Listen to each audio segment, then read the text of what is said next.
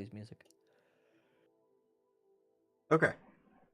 We are back. Apologize to those of you that were watching on stream, but we will pick back up. So you were in the midst of kind of telling Fumo about yourself and your own pilgrimage. So let's start from there. Sure. So yeah, we're not so different. I mean, I'm kind of on a pilgrimage of sorts. It's pretty counter to what I'm supposed to be doing. I should actually be home celebrating coming back from the culling, which is a ritual, coming of age ritual that probably a lot of cultures have, where we hunt for the strongest thing we can find and then prove that we're a man. But while I was in the very dangerous area where we were supposed to go hunt, I found something very outside the ordinary. And I made a deal with a certain being. And the A short being, story is not a fiend. not a fiend, a god. Not necessarily a good one. Could you elaborate? Because there are gods that are also considered fiends. Well, okay. I promise to be very open and direct with you if you promise to also be very open and direct with me. Does that sound like That a is deal? how I live my life. Okay. Well, while I was out hunting, I was thinking what I should be hunting, what would prove I'm the strongest, and maybe make more of a name for my family. It's a well-respected family, but we're not the strongest. The Ingmar family is currently the strongest. But while I was deciding if I would hunt a big bear, not a bear like you, very different bear, don't worry, or something else, I came across a cave. And one second, I had an alarm go off. And in the cave, I found this very strange scene. There was all of these chains and blood and runes, and I heard this strange noise, and then, well, something like a god appeared and began talking to me. And we had a nice little conversation. And he offered me an interesting opportunity. He offered me power. And in response, he wanted my servitude, but that's not my game. I'm seeking strength. That's my strength and goodness. Those are my motivations. And instead, I came up with a very creative idea.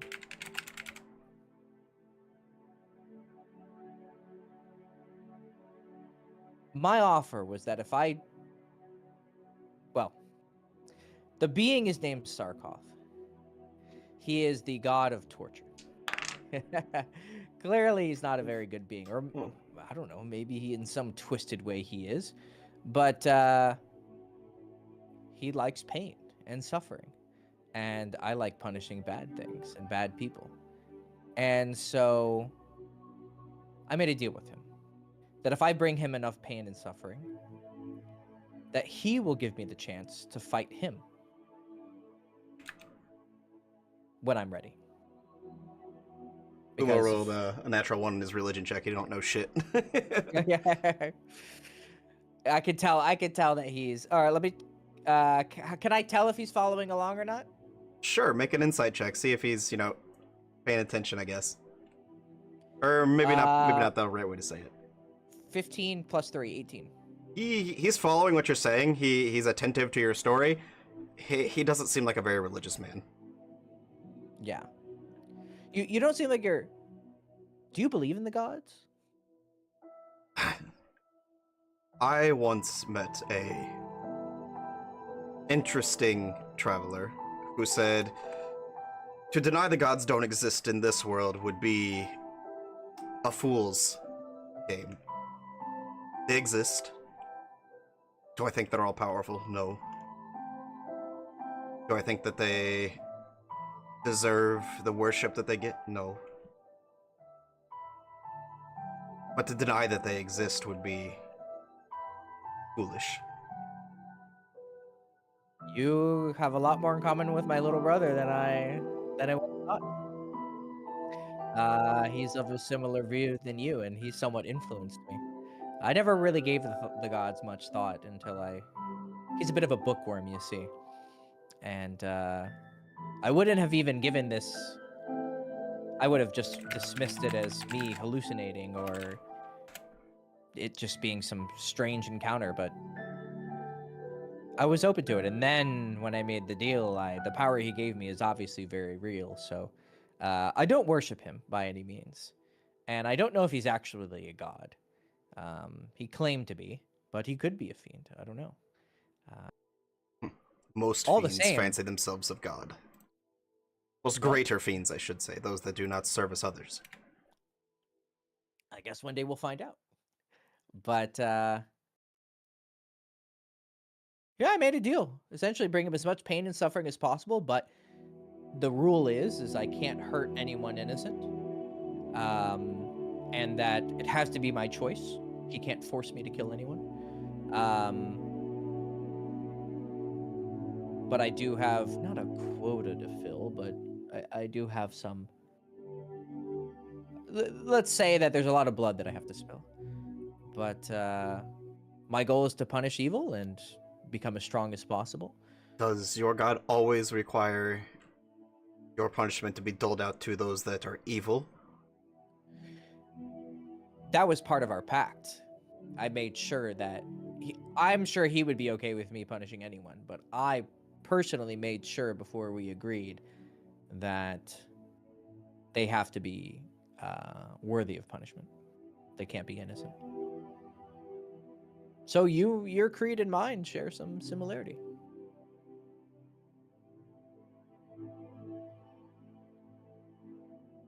Yes, I can see some parallels between our journeys. However, I don't...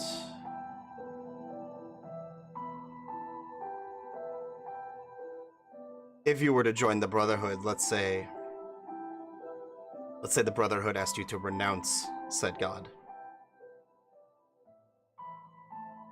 how would you react? Well, my word is my bond, so if I gave up my word to make a promise to you, that would prove me someone who can't keep a promise. And unless he goes back on his word in some way, but I have a feeling this promise is not something that you can just get rid of. It seems pretty powerful. So I would have to say no. I could not give up this pact. I don't know the Brotherhood's teachings on gods. I know that there are those who partake in various faiths that are brothers, so I do not know that this would be a necessity. I just don't know anything of said Sarkoth or his dealings.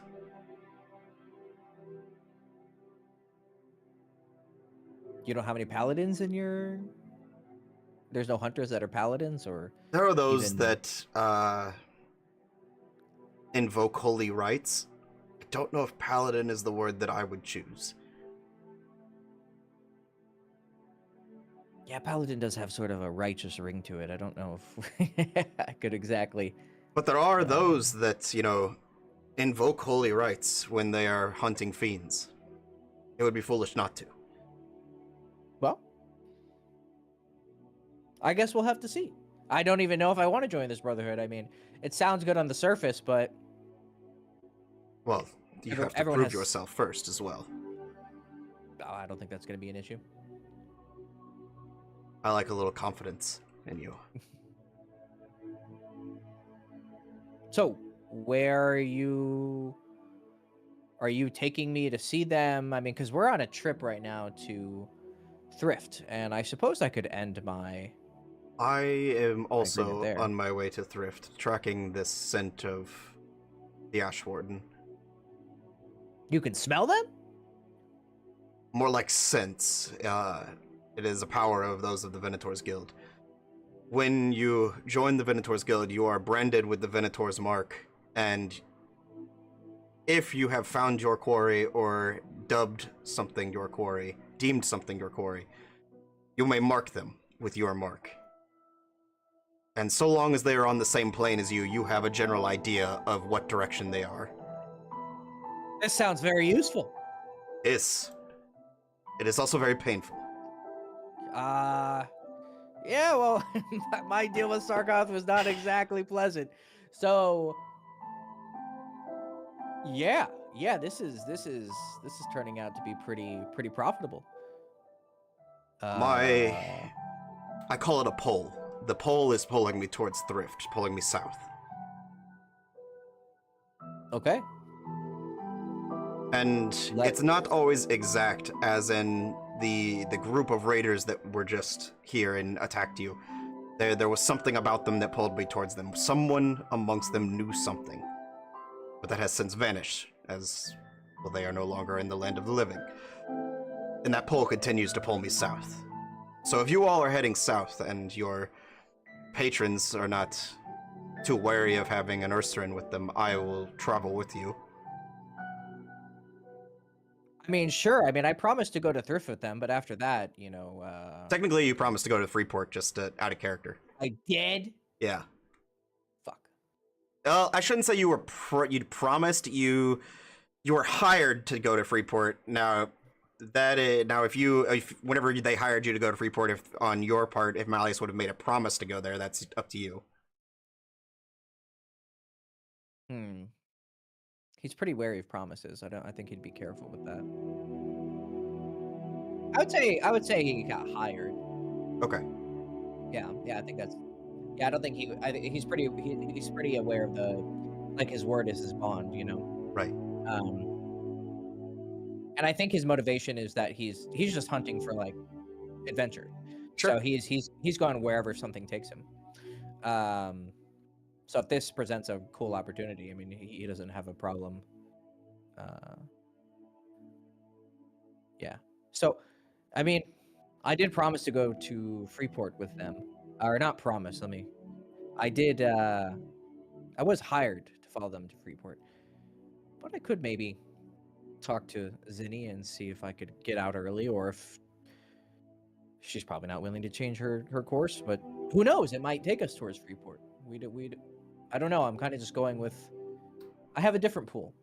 I don't have an exact pool of something I'm hunting, but I am. You're a bit familiar because the Drozag oligarchy isn't actually that far from where the Venators Guild stays after he's kind of given you an idea of where it is. So if you're looking at the map, and I don't know if you have it readily available in front of you, but so the Drozag oligarchy is sitting just in that rift between the Northern Union of Nordania and the Emerald Moors. And you can actually see on the map, people don't know that it's there, but you can see where Blade Garden is. It is actually not that far from, some of the bigger towns of the Drozag oligarchy, like Drockmorden. Okay, where is it? East, west, south? It's just south. So if you follow the Whispering Peaks to the south. Oh, Blade Garden. Yeah. I see it. Mm-hmm. So you guys are basically straight west on the road between between here and Thrift. Between Brick and Thrift, sorry. Brick Thrift, that was a mouthful. And traveling southward, but you are familiar with the general area of, where at least you would have a general understanding of the Emerald Moors. You know that the Emerald Moors kind of sit within the Borderlands, and the Borderlands are a lawless. No, there's no one there that rules. Each small town kind of governs itself, because there's not much out there. In the Emerald Moors, it's just basically open green plains. There's not very much running water. There's not very much wildlife. It's kind of barren, to say. Like nomadic plains, kind of. Basically, yeah. And so where are we coming from on our way to Thrift? Are we coming from... You guys are coming down the road, from Brick. Okay. Okay, cool. So, and if you look, the place you're heading to is Freeport. If you look just straight south to the Bay of Dead Waves, you would see Freeport on the edge there. I see it. Yeah. So jumping back into your conversation, Fumo would kind of, if you're due bound for Freeport, heading towards Blade Garden would be out of the way. Yeah. Well, sounds like a When talk with Zinni. Once we make it to Thrift, again, if your benefactors are acceptable of me traveling with you, we could part ways with them and head for Masragan, or if you decide you want to stay with them, you could part ways and I will continue wherever the pole leads me. Well, let's get the thrift in. Let's have a talk. I'm sure we'll be there pretty soon. And you guys have kind of been walking and talking as this is going on, continuing your travel. You guys are only maybe half a day's travel outside of Thrift. It's not very far. But as the day goes on, did you want to approach Zinni? Otherwise, we will move on to your random encounter. Why not? Let's talk to Zinni. So you go and you approach her. Hey, Zinni. Yes.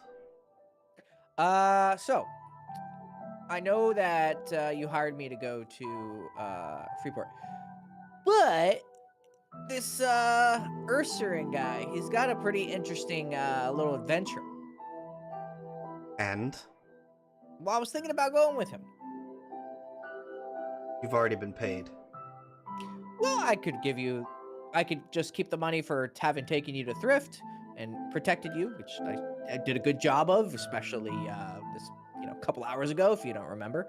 But yeah, I could give you the money back. You could pay me just however you think is fair for having taken you to the Thrift, and then we'll part ways. What do you think? I think you were hired for a job, and I deemed you an honorable man, so I would find it very strange that you would leave halfway through. Well, it's... What if your friend just joined us? And then you can go once your job is done. Well, you see, he's... How familiar are you with the... What did that guy call The him? Venator's Guild, I know what he is. How do you know that? I am an educated woman, my young man. Young man, how old are you? You should never ask a woman that question. I don't care. How old are you? Make a persuasion check. One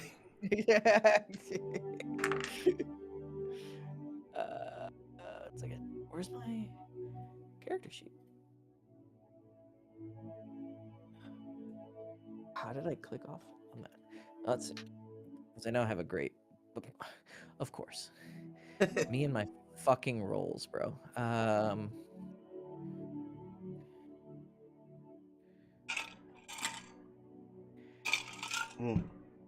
out of coffee. I'm gonna have to grab some Well, more. I do have good persuasion. So 8 plus 6, so 14. 14.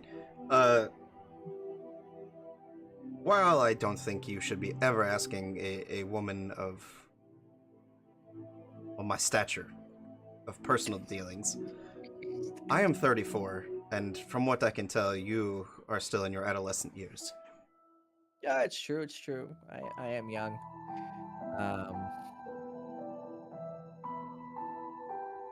Yeah. Okay. So, how do you know? How do you know about the Minotaur's Guild? What's their deal? Are you familiar with the way guilds work? We all kind of... But you're in a guild. You're in a merchant's guild. Correct. And Yeah, there are various different guilds of various different names. The Venator's Guild is, while they claim to be a standalone guild, they are widely recognized in this world, or this part of the world, as a sub-venture of the Adventurers Guild. Oh. Now, if you ask any member of the Venator's Guild, they are going to say that they are not a part of the Adventurers Guild and that they are their own standalone group of brothers. They are very prideful, most of them. But in the overarching governance of the world, the Merchants Guild recognizes them as part of the Adventurers Guild.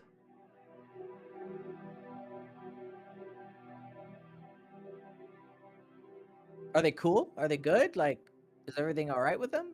Do they have any? There's bad reputation? nothing I would say that they're in bad standings. It's just they seem to have this sort of righteous crusade that they're on to Dang. rid the world of fiends and devils and even the Fae, some that they have deemed to be, I guess, unworthy of walking amongst us. And that just kind of earned them kind of a bad rep, especially amongst the tiefling capital, as they are of fiend descent or fiend adjacent. They don't necessarily care for the Venator's Guild, but they are in good standings in most places. Sounds good with me. Yes, I would assume a man of your stature would, or your background would say that. Are you teasing me, Zinni? Teasing? No, I am just being quaint. But yeah, so I mean, sure. Okay, so he's invited me to the guild. We have to go east somewhere. Where did he say? Blade Garden or something. I'm pretty sure it's pretty far. It's south of my, Their not too worldly. their headquarters, I guess I would call them, is known as Blade Garden and hidden to most of the world somewhere within the Emerald Wars. I am an educated woman, and I couldn't even tell you where to find it. Oh. Sounds like a fun little adventure. So what would going to Freeport help me do on going to that? It would leave you with favors owed from the Merchants Guild. You're going to be paid as well as making connections. And I assume you are an educated man from the way you speak, and you do know the standings that the Merchants Guild has with most nations, correct? Yeah, you guys are pretty powerful. I mean, you got money. Money's pretty powerful. Yes, we have lots of money. We also have large armies. Mercenaries that have been paid and contracted to the Merchants Guild. In fact, I would say the Merchants Guild is probably the strongest army in the world, considering we have little sections of militia across every nation. So, in the grand scheme of things, do you think going to a small sub-guild is smarter than staying with a world power? Why not both? Well, that is your prerogative if you should choose to stay. I, for one, have hired you and deemed you worthy of being my bodyguard and would like to see you stay, because I don't feel like hiring someone else and going through the hassle. Okay. Now, he did tell me he has some sort of hunt going on, and it might take him other places. Would you be willing to sometimes take a detour if that comes? Or are we pretty dead set on Freeport? Like, you have a... I have a You deadline know. that I need to meet in order to deliver the package to our benefactor. So, if your newfound friend decides to venture off, if he strays too far, I am going to have to stay course. However, should I lose my bodyguards, I do not want to travel unguarded. So, needless to say, I am not going to bend towards your will, but I could be persuaded to venture off the path if it didn't take us too far out of the way. Okay, so we come across a city and he wants to go hunt some fiends over in the neighborhood city for a couple days. It wouldn't be too bad. A couple days might be a little too much. A single day, I have days built into our travel whenever we make it to the boat and travel by sea. Yes, there is time that we have some wiggle room. Or are we going from the Silent Harbor to Freeport?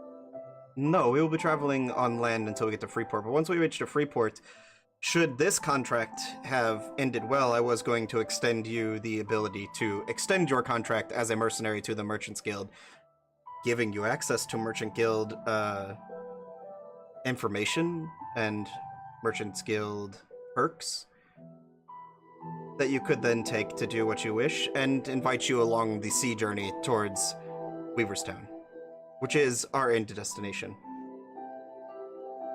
where the Merchants Guild headquarters is, I might add. Forgot where that was. Let me see. It is Oh yeah, wow. pretty fucking far south, way over in the Holy Empire, Realm Empire. Yeah. Yeah. That's a pretty good offer. I'll be right back.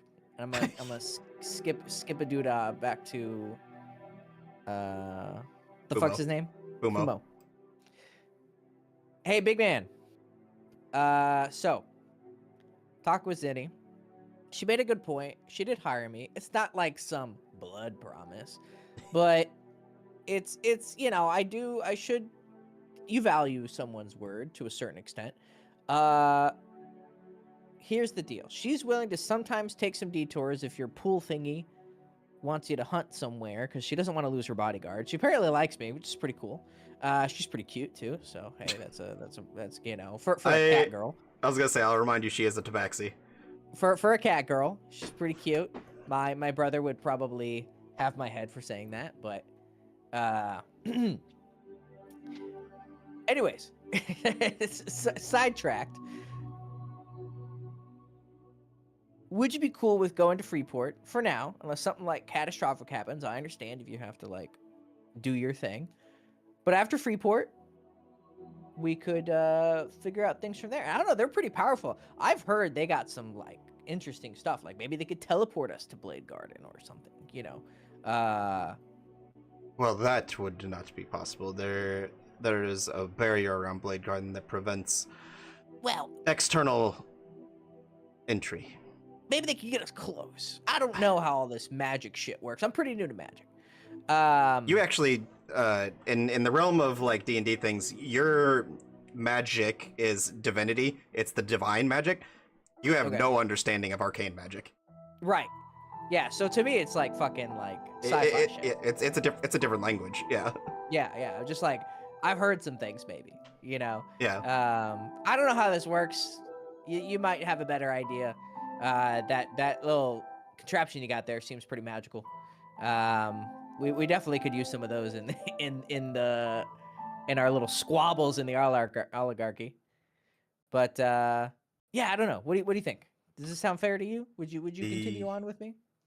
The pole continues south, so tentatively I will travel with you south. But should things, if I get close, the pole grows. If that makes sense, I will sense that I am getting closer. Does it hurt? It is like a. Have you ever been burned before? Yeah. And there's like a throbbing pain that exists for a few hours afterwards. That is the pain of the Venator's mark, which is why brothers have to be hearty. They have to be strong to withstand that pain. Because when you mark something, it is a pain that you will endure until you have slain your quarry. Yeah, no, I'm familiar with burning. The promise or the oath I made with Sarkoff was not gentle. But yeah, okay. That sounds fair. I don't know, it sounds fair to me. I think we're good so far. So, I will follow you then. All right. Cool, man. All right. So, we are going to go ahead and continue with your travels southward, and I'm going to fix the music that keeps being stupid. I thought I had it fixed. So as you are continuing southward, two things. I'm going to have you roll a die to see what randomly happens today. And I'm going to run upstairs and use the bathroom and grab more coffee real quick. 15. You said 15? 16. 16, got it. Alright. I'm going to write that down right here. Or actually, I'll just highlight this. And I'm gonna run to the bathroom real quick, so quick, like 2-minute intermission. Sure.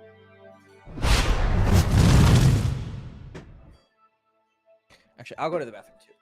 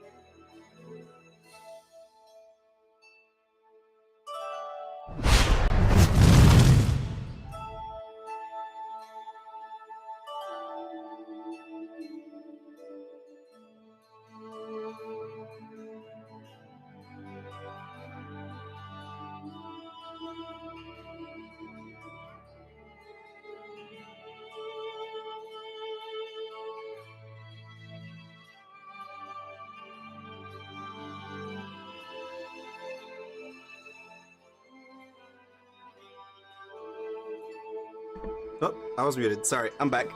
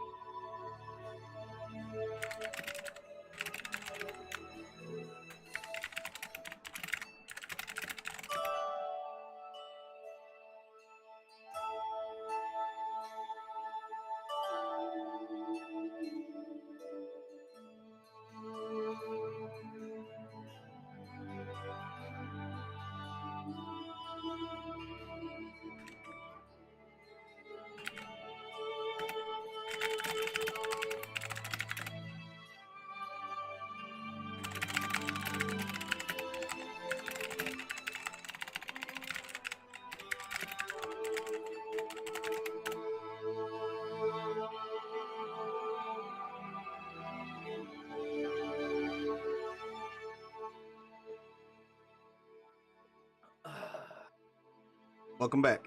All right, I'm back. Hello? Hello? Can you hear me? I'm back. I'm back. All right. I decided to take care of business. Oh, okay. Take a shit. Okay, let's go. We are back. Bam. All right. So, Give me a second here. Your camera's a little off center. Oh, there you go. All right. We are picking back up with you guys kind of traveling down the road. Zinni has made this agreement to allow Fumo to travel with you. Fumo seems sort of on board. He's, traveling south with you. If his pole tends to try and take him elsewhere, he may decide to kind of disembark. But the TMT stuff just got released. I saw. Yeah. Sorry, sidetracked by the notification.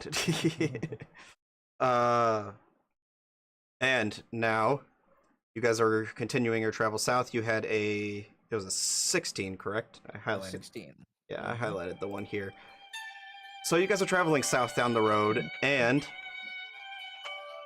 your party begins to kind of meander through some of the more rocky areas of Rovania.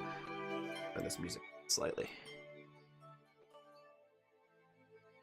And as the cart begins to meander through, you guys come into like a shallow ravine where like there's some high cliffs over the side. The road or the area in this ravine is maybe wide enough for two carts to travel alongside each other, so you guys kind of maneuver into a single file line should someone else start coming from the other side with both of your carts. And as you're coming through the cliff facings on the side, there's a small opening, and you see like a peculiar look on both Zinni and Nigel's faces.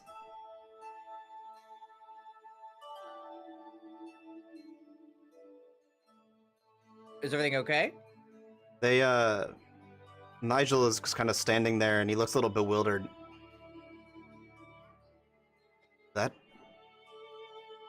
That's never been there. I'm a northerner, so then he kind of like looks over to Zinni and Davine, who have traveled through here a bit more, and Zinni even kind of is looking a bit perplexed. No, you are correct. What's never been here?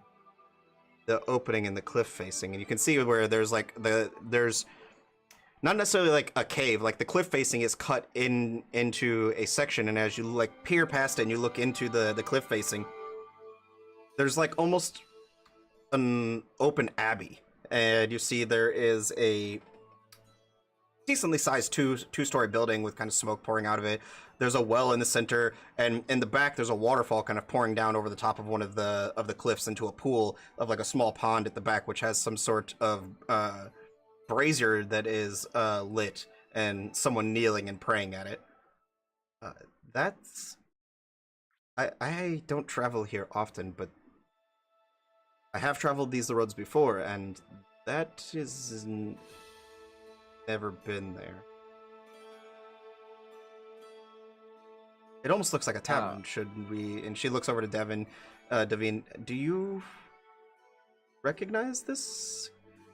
And he just kind of like shrugs and looks at her. He's like, I don't travel through Rovania very often. I travel by sea. Nothing wrong. Just looks like a small roadside tavern. Should we stop for a drink? Kind of looks at everyone else. He's like, it is late in the day. If we push through, we could make it through to Thrift into the evening hours, but there's a tavern, we could sleep. Should everyone feel comfortable enough to do that? Yeah, sure. Let's go check it out. They kind of pull the carts off to the side of the road and kind of tie the horses off to a small tree there, and all of you begin traveling in. And as you're looking around, you see that the small little gnome man, Garavander, isn't with your party as you're kind of like traveling into this small area. Where's the gnome? Zinni kind of looks around. Who fucking cares? Thank God we have some peace and quiet. He isn't like part of your little troop? Is he a part of us? Yes. But there's a lot of people that are a part of the Merchants Guild that I just don't care for. Well, then why are you traveling with him?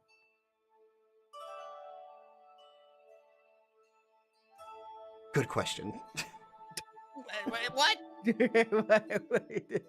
He is handy from time to time. Otherwise, he's just a bumbling idiot. Okay. So, should we investigate? Let's go check it out. So, as you guys approach, you find this this moderately decent-sized two-story building. It looks like a tavern. Very, maybe a little bit more modern looking for a tavern than what you're used to for this area. Most places that aren't major cities are, kind of like shacks on the side of the road, or people's homes that are built out of like clay and stone and mud. But this is like very meticulously built cobblestone, like wood accents along the windows. There's glass over the windows, little like brass accents on the doors. The stones are like perfectly laid. Like the stonemasons, took their time to build this. It wasn't something that just popped up.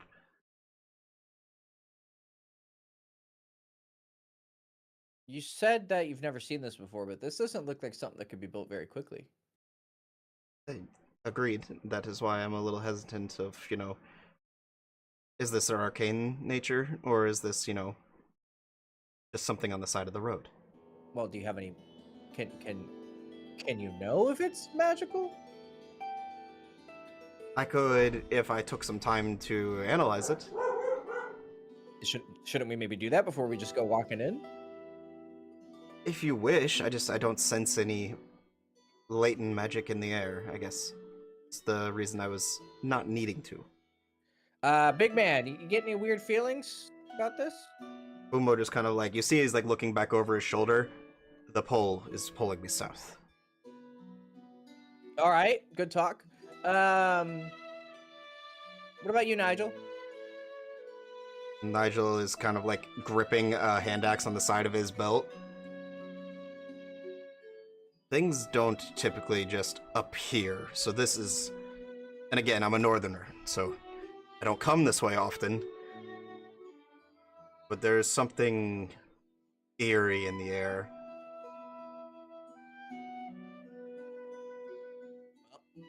If it's yeah, sounds like fun to me. Let's go. I just go walking in. I will remind you, there is a man that seems to be praying at the fountain over by the brazier off in the distance. Heidi ho, good man. You see instantly like his head raises and perks up and he turns around. You can see me?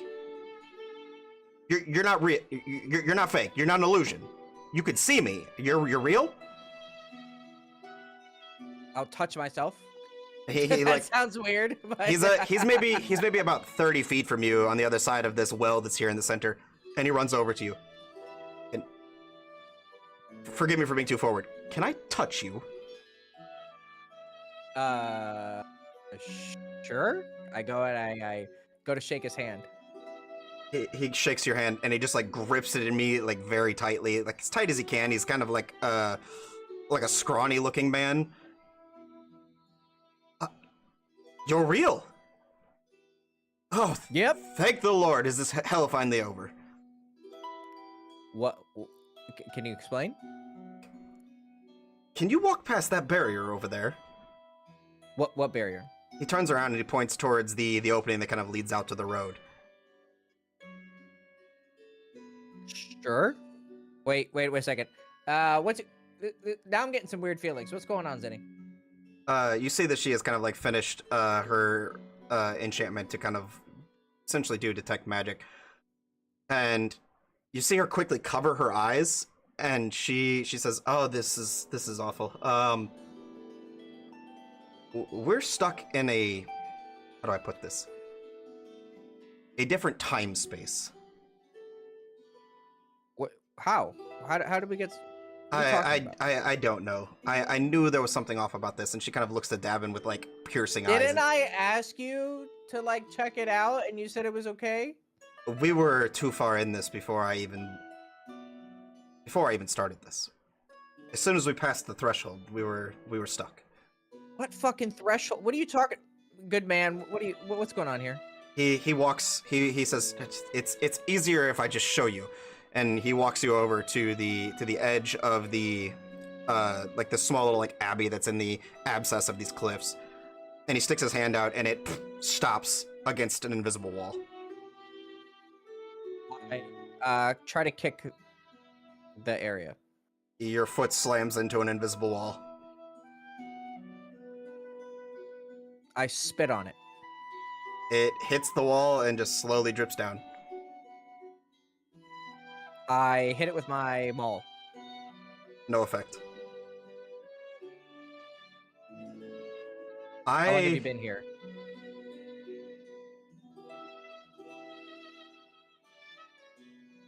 I kind of lost track of time. It How long do you think you've been it never changes. It's always daylight here, here?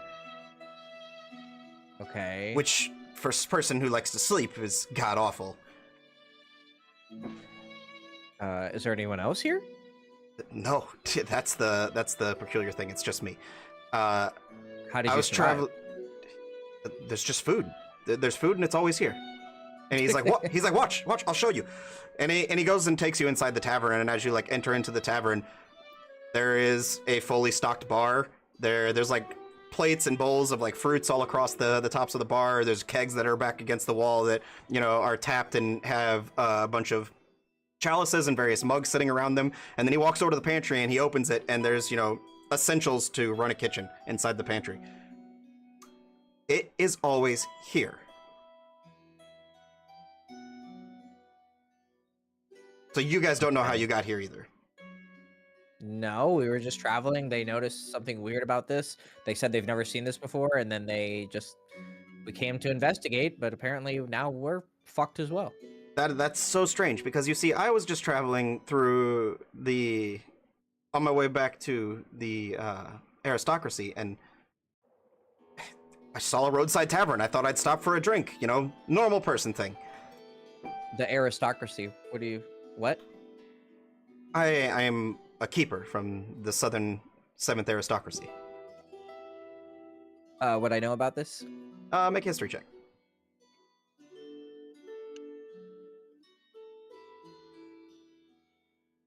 10. So you've heard of the keepers. They are essentially historians, for lack of a better term. The keepers of Olowek are historians and storytellers. They're essentially traveling bards, but some of them kind of sway more towards like just being intellectuals. Where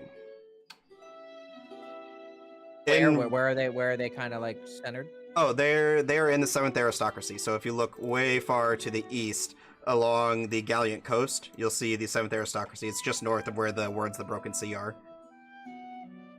The 7th aristocracy of Zarina.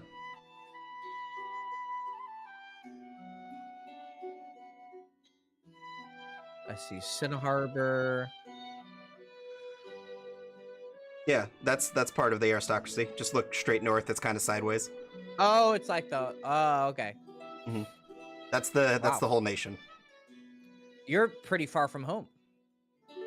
What do you mean? What do you mean? What do you mean? We're in Romania. No, we're not. I was No. traveling along the narrow pass into the 7th aristocracy. Ah, fuck. What are you talking about? This isn't Romania. Look at the sky. It's too bright. It's Sky. I don't know what the fuck you want me to tell you. Is there what's going on here? What kind of bitch magic bullshit's going on? I am still trying to figure that out. I am a little perplexed myself. It seems we stumbled into a different space and time that is not on this plane, or not on the material plane. But is meant to disguise itself as being a part of the material plane. I don't know how you're figuring that out already. Planes. Because I'm educated. Planes. Fucking hey, big man, you were talking about planes, right? Yes, we hunt things across the plains. Didn't you say you only feel the pull if it's on the plane with you or something like that? Yes, the pull can only be... if I'm on the same plane of existence, the pull will pull me in the direction of which I am looking for. Do you feel the pull right now? I do. So I'm not sure what's going on. Okay, Mrs. Zinni, that means we're on the plane, if what he says is true. Okay, that is a good point. We still on the material plane, but not on the material plane. This is very confusing. I'm going to need some time to study. And she walks over to her caravan and starts like pilfering through it, looking for some sort of book or something. While she's doing that, this other man kind of like grabs onto you. I have been here for like 6 months, and that is give or take a month or two, because like I said, it never goes to night, so I don't know how long I've actually been here. My perception of time has been severely warped. My name is Vezra. I never introduced myself. I am sorry for grabbing onto you. It was meant in no, abstract manner. Have you met people that are not real? I've had hallucinations that I thought were people, but then when I would chase them, they would just be, like, gone. Like, I would hear something inside of the tavern, and I'd go to investigate, like I heard maybe laughter or a person, and then there would be no one there. Well, you were praying earlier. What were you trying to do? Reach out to any god that will hear. I'm not a godly man by any means, but, yeah, I just, I want out of this hell. I've been stuck here for, what seems like forever. Okay. And there wasn't anyone when you first got here? No, when I entered, I just thought it was a tavern, but like I said, I entered the tavern, there was no one there. Free bar, free food, I helped myself. I stayed for a couple hours, and then I told myself, I was like, well, if no one's here, I'll just wait until somebody comes back, and then nobody ever came back. I tried to leave, and I was stuck.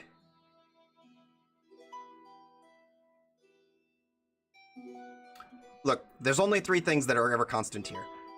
The well always has fresh water, there is always fresh food and booze in the tavern, and that brazier never goes out no matter how much water you throw on it.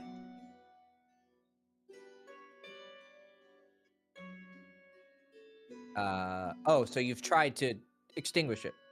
I thought maybe it was keeping me here. I've tried various different things. Okay. And that's all you figured out in 6 months? What else am I supposed to do? I eat, and I drink. And he pulls up his shirt, and he's like, look, I'm fucking fat now. Yeah, you must have jerked off a lot. So, okay. Let's go find Zinni. Let's see what she's got. Okay, so let's see. Pull up Zinni's stats real quick. She's got a 24 in her Arcana check. She kind of looks over to you. The best of which I could gather is 2 things. One, this is an arcane dome that somebody has manipulated so that essentially is a trap for those that try to enter into their safe place, get trapped here so that whenever they come back that they're caught red-handed. And the other is that this is, a trick by some sort of fiend or fae or even a divine being, I am leaning towards this is the work of a fae. The fae are known for playing tricks. And Fumo is listening attentively and gives like a hefty snort. If there is fae magic at work here, I will find it. Why don't you two work together to do your magic stuff? And let's Vezra kind of interjects and he goes, I happen to be an arcanist. Obviously, I don't think I'm a very good one if I couldn't figure it out this long, but yeah. You didn't have to agree, but well, I could at least help. I am not educated in the Fae, but I am educated in well, the Pantheon as a whole, those that do come and go from it. So maybe I could help. And he just kind of walks over to Fumo, and Fumo's just kind of looking around. And he looks to you. If there's 3 things that are constant that he says. There's food.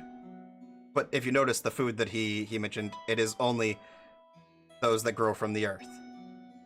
So there's the element of earth. There's air here, obviously. So there's the element of air, which I think is the 4th constant. But then there's the other 2 elements. The element of fire is a constant that can't be extinguished.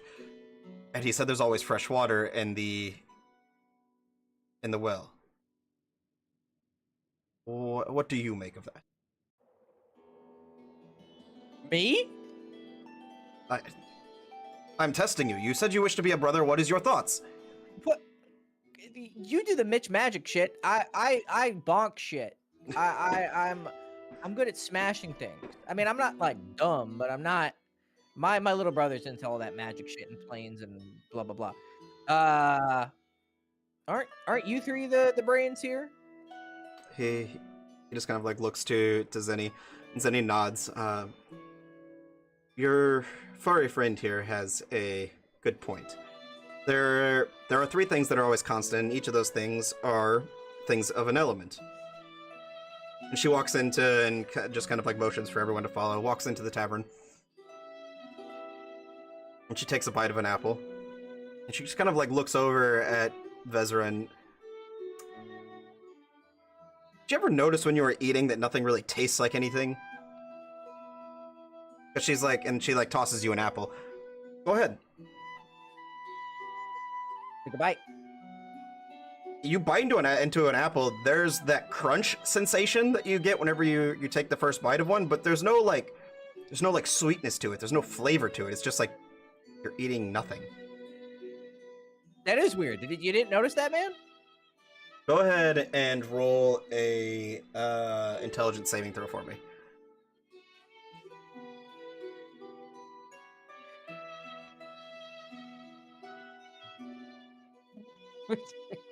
Fucking 2. Oh shit. So there's this like there's no taste, and you say that, but then there's like this overwhelming sense of euphoria that kind of hits you, and you forget that it didn't have any flavor.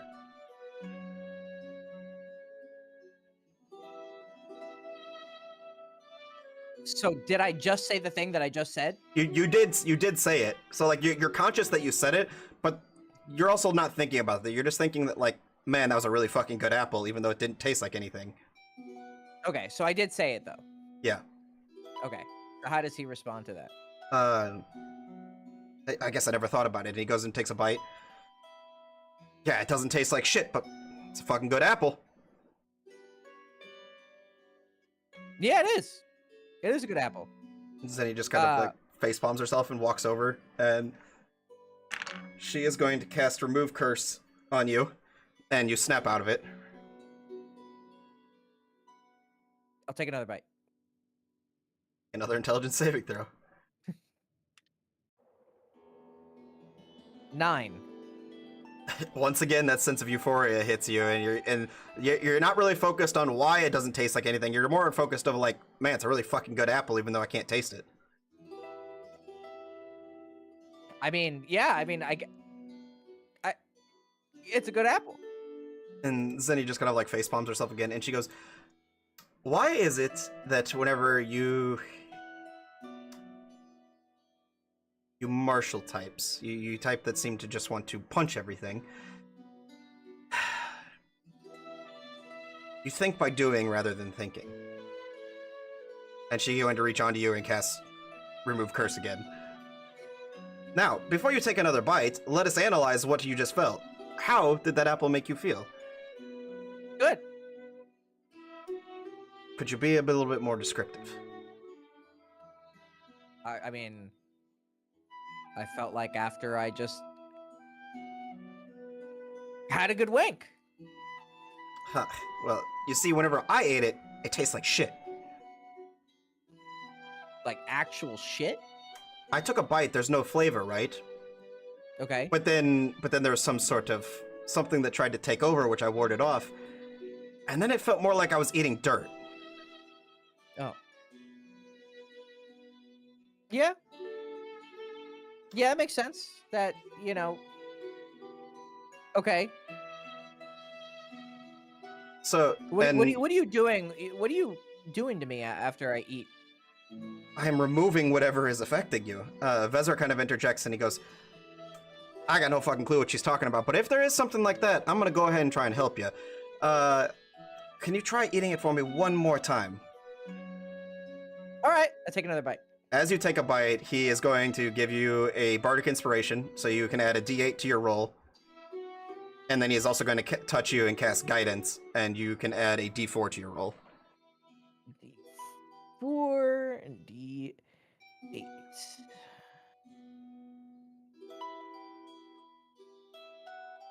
Oh, I rolled a 16, but then I get a 7 and a 1, so 8, so 24. So as you take a bite of it, you get that same feeling where like nothing, there's no flavor, but then like something tries to take over your mind and you kind of like snap out of it, and then it almost feels like you're chewing on dirt. And you look Ugh. down, and the apple is made of dirt in your hand. Oh. See, we would never have learned this if I didn't take a bunch of bites. I, I learned it after one bite, and then he kind of like looks to you like smirking. You don't always have to be condescending, cat girl. You can sometimes just have a normal conversation. You realize that, right? You don't always have to make comments about my stature or my education. We can just have a conversation. Well, I will take that into account, but it is a bit of who I am. Well, it's annoying. Okay, so I'm eating dirt. So how did you survive eating dirt? I told Ezra just kind of like looks perplexed. There's substance, there's water, there's fire. I don't know. How long have I even been here? Do you know? You said it's like 6 months. I don't know. But the day never changes. Who knows how fucking long I've actually been here?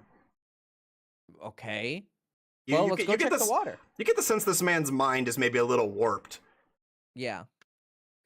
All right. Well, do you feel hungry right now? I just had an apple. I feel fine. Well, we know it's dirt. Yeah, but still eat it. You see Okay. him like take another bite of the apple. Let's go check the water out. Let's see if the water's water or if it's piss. So you walk over to the well, and Vezra kind of reaches out to the crank and begins cranking up a bucket out of the water in the bottom. And if you peer over the bottom, you can see that Zenny kind of does. It does look like there's a pool of fresh water at the bottom. But it looks like fresh water. Zenny just kind of like looks at it, and you see her like wave her hand over it, and there's like a shimmer of like blue around her hand as she does it. I am not touching that bucket with a 10-foot pole. Well, how are we gonna know how to get out of here if we don't know what we're in? See, this is the problem with you thinkers. That's my little brother's problem. I get it. You're smart. You read books, but you gotta do stuff too, right? There's... I understand. Go ahead. Enough talk. Give me the water. Go ahead. Give me some water. You take a drink of water. Once again, Vezra is going to reach out and like touch you and give you guidance. You can add a d4 to your roll. Go ahead. If you would like, you can drink the water. 20. 19 plus 1. 20. Okay. It's about the same as the food. It's less like dirt though, because as you drink it, it's got more of like a gelatinous feel to it. And you look down and it's more like a muck. It's liquid, but is it fresh water? No, not really. Yeah, that's not water, man. So either somehow this is sustaining you, or you've only been here not too long because you probably would have died after a couple days. It feels like it's been forever. Hmm. Like, and you have slept or you haven't slept? I don't know. I think I've slept.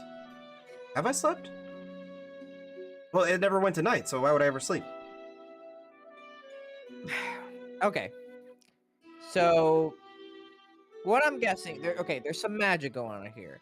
And you are across the world. My geography's not the best, but I'm pretty sure you're pretty far from Ravania. We just got here. The food is not food. The water's not water. So maybe the fire's not fire? Good point. Let's go check it out. He walks over and you see Vezra just like stick his hand up in the fire and he goes, ah! That's fire! Well, how do we know it's not making you think it's hot? Zinni? I'll check. And she begins like sitting there and casting detect magic again and kind of identifying whatever this is. Uh, it's fire, all right, but there's something that I can't detect about this brazier. This may be the key to us getting out of here. All right. Do I have any like fucking stick or something that I can light on fire? You don't have a stick, but you should have an ability on your character sheet that might help you out. Oh yeah. Let me see. Ability. But he's not too familiar with the magic shit, you know. Yeah, that's fair. I was thinking I want to see if the fire actually puts something on. Sure, you can do that. Yeah, like I just want to see if like it lights something on fire.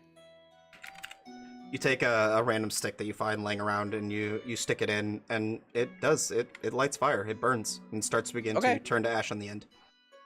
Okay, well that's fire. All right. Let me give this a thought. So this. Okay. Let's see what kind of actions I have. Features and traits. La, la, la, la, la, la, la, la, la, la, la, la.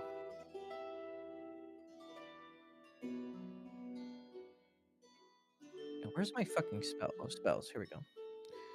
I think what you're looking for would be under abilities. Abilities. Oh, okay. Abilities. Should be. I'm pulling up your character sheet now to look at it. I don't know if I have all the same stuff that I did. Features and traits. I used to have a detect magic on the other paladin. Yeah, it's not detect magic. I was thinking of divine sense. Yeah, I don't have that yet. I don't think I get it to like level, because I'm level 1 paladin. Oh, I thought you did it the other way around. No, I'm two fighter, 1 paladin, so I can get action search. Okay. Well, I'm gonna try and hit the brazier with my maul. When in doubt, hit shit. Sure. Go on and roll to attack.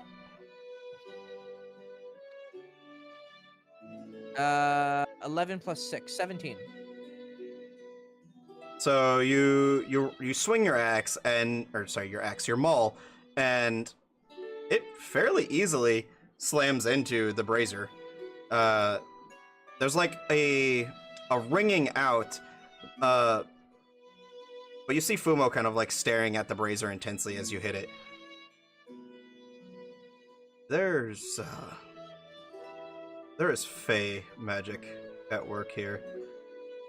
Which I know I'm not the most intelligent being, and you guys may have already experienced that.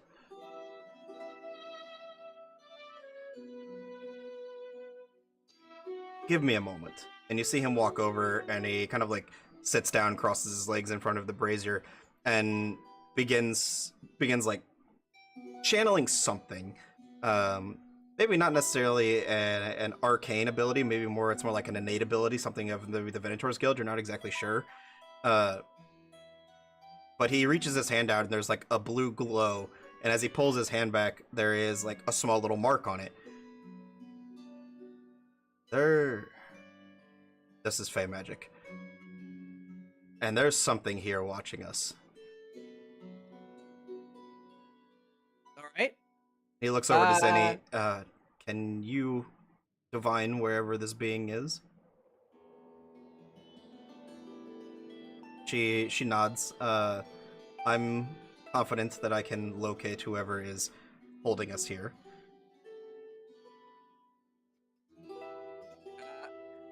How about this? Hey, you big fucking pussy. Why don't you come and just fight us instead of doing this fucking whatchamacallit bullshit with dirt and water? Go ahead and make a intimidation check.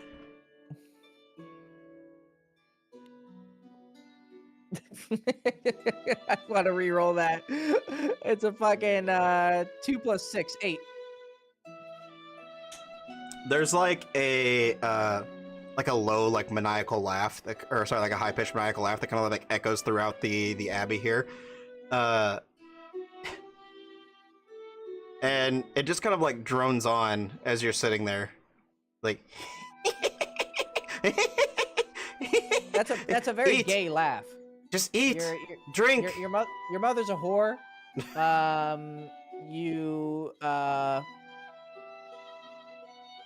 Yeah, you're gay. Eat, drink, stay. Why? What, do you want to stare at us? Are you like watching us and like jerking off, or what's going on?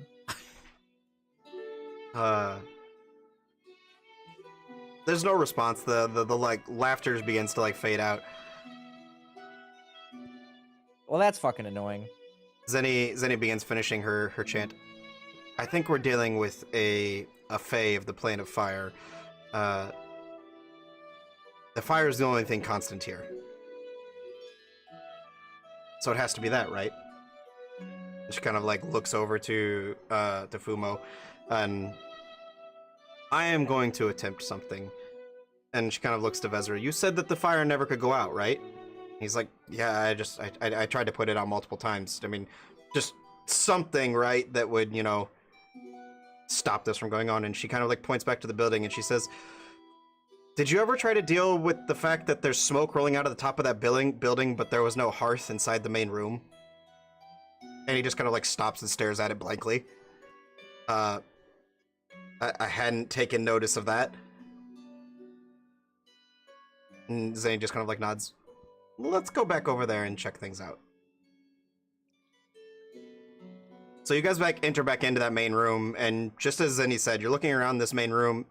There's no hearth. But there's definitely a chimney on the top with smoke rolling out of it. Is there a stairs? There were stairs on the outside that led up to what appeared to be a second level. All right, let's go upstairs. Okay. You guys venture upstairs and you enter into essentially just like a large bedroom. No hearth here, but again, there's a smokestack on or a chimney on top of the building with no hearth in here. Although it looks like it would come straight through the ceiling into this room. Can we get outside and go higher? Is there any like, I mean, yeah, you could try and ladder? scale. You could always scale the building.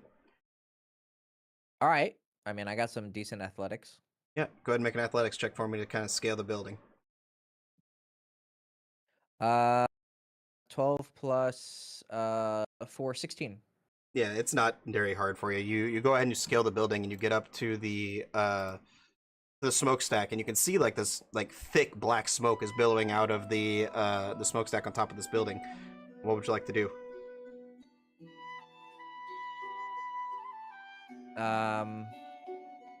Well, I'm a bit cautious of like just peering into the billowing smoke. Okay. I'll move over to the smoke and I'll kind of move my hand around on top of it, like put my hand through the smoke. Sure. As you do, does a 16 hit? No. So as you like run your hand through the smoke, a puff of flames comes shooting out of it, but narrowly misses you.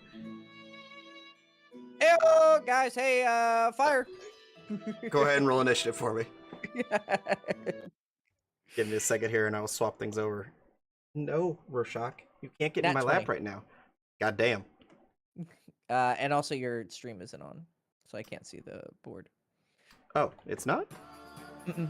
That's not what I want.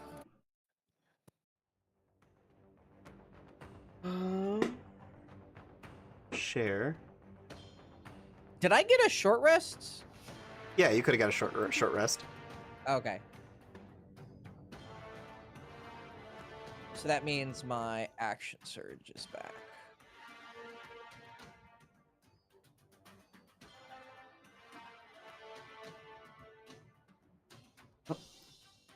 Alright, getting this all fixed here.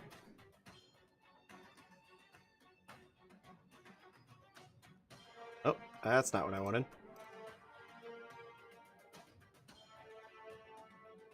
Ooh, tactical mind is cool. Holy shit. Alright. Can you see yourself now? Yep, I can see myself. There it is. There it is. So you You have Devin and Nigel who are just kind of like hanging out back, not really sure what's going on. And you have Fumo down here, as well as Vezra and Zenny all sitting at the bottom with you right up here at the top of this building, waiting to kind of figure out what the fuck is going on. What would you like to do? Oh, that's right. You rolled a natural 20. I need to roll for everyone else. I apologize. Go ahead and roll an initiative for Fumo for me. 19. Oh, nice. Zenny rolled an 18, and bless you. Thank you. Vezra rolled a 6.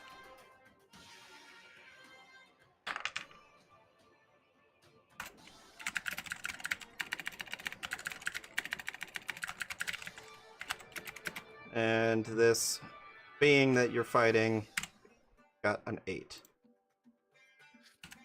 Nerd.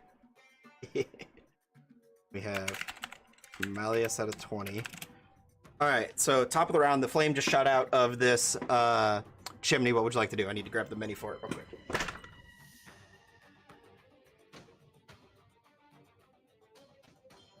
I'm gonna go ahead and smack the smoke.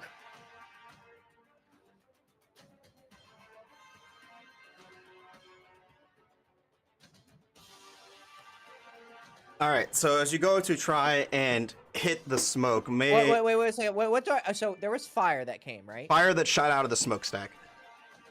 Not the chimney, but the smoke itself. It came from inside the chimney.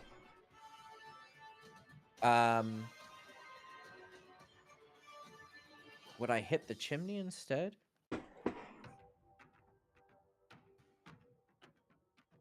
Nah, just smack. Malleus is kind of dumb sometimes. I'm gonna smack the smoke. Okay, go ahead and roll to hit whenever you're swinging through the smoke. Not the best of rules. Tactical mind is for ability checks. Attacking is not an ability, is it? It's an ability roll. No, it's an attack roll. Yeah, not. Yeah, it's not an ability attack check. roll. All right. 6 plus 6, so 12. Well, that is not going to hit. So you go and you swing through the smoke, and the smoke just kind of like dissipates beyond you, and nothing really happens. That is going to bring us to Zenny's turn, and she is going to kind of like shout up to you. I think we're dealing with some sort of flame fey creature that is at least strong enough to hold us here. So I think maybe you should get down from there. And she is going to maneuver herself a little bit closer back towards where the well was. And that is going to bring us to the flame phase turn, who is going to come out, use his movement to come out of the inside of the... Holy shit! I don't have a good place to put him up here, but yeah, there you go. That's that big dude. He's sitting right up there. And he coalesces himself behind you and is going to make his 2 attacks against you. The first one is going to be... Actually, he's going to take the action to try and shove you off the building. That is going to be... It's strength versus strength, right?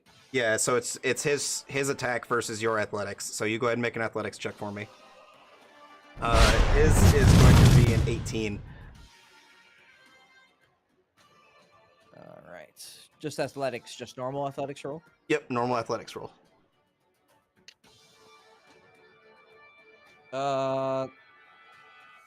It's either a nat 20 or an 8.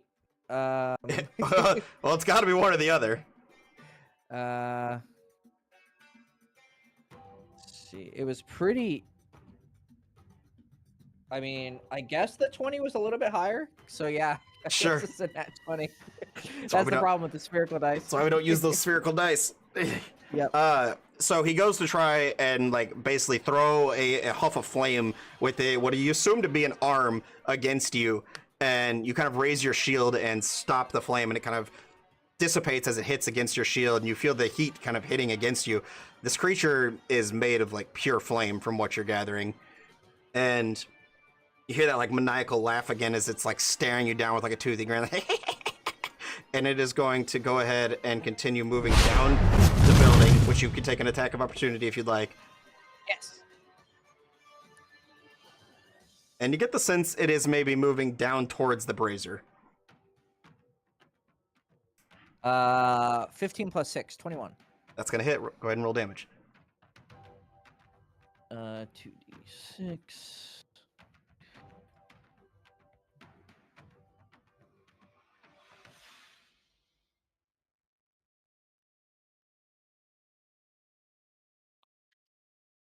Uh, 5 and a 1, so 6 plus 4, 10. 10 points of damage. Notate that here. All right. Bludgeoning damage, if that has any effect. It doesn't seem like it had any additional adverse effects against it.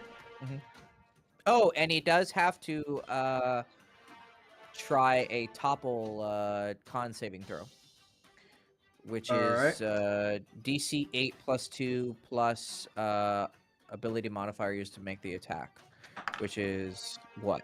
Is that just my normal plus 6? It would be. No, that's for hit.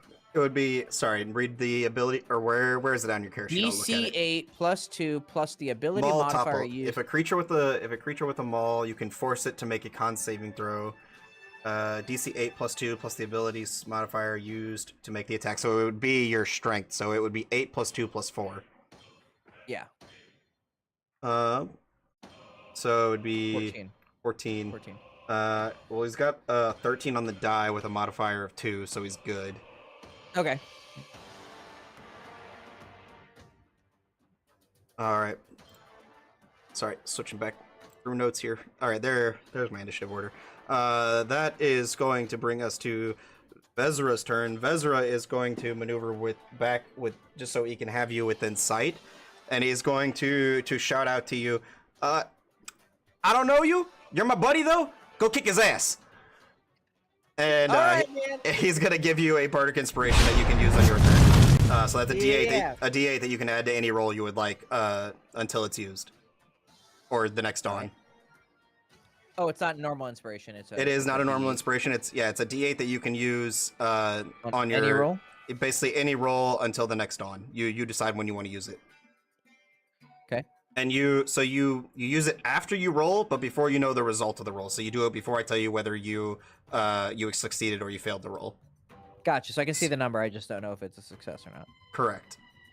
Okay. That is going to bring us to Fumo's turn, and Fumo is going to maneuver back next to him, and he is going to level his rifle at this being.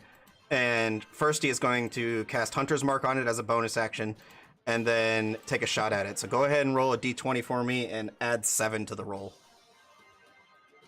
16 plus 7, so 23. That is going to hit. So I need you to roll 2d8 and 1d6. 2d8 and 1d6.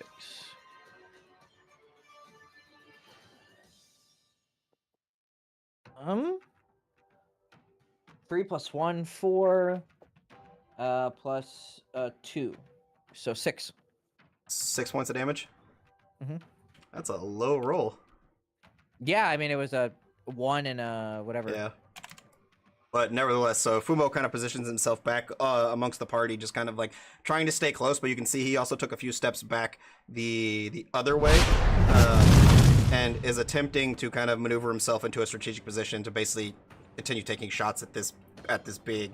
And he yells out to you, friend, Fae like to play tricks. They like to cheat. Be wary of being next to it. Be wary of being next to it? Yes. Okay. And that brings us back to the top of the round. What do you want to do?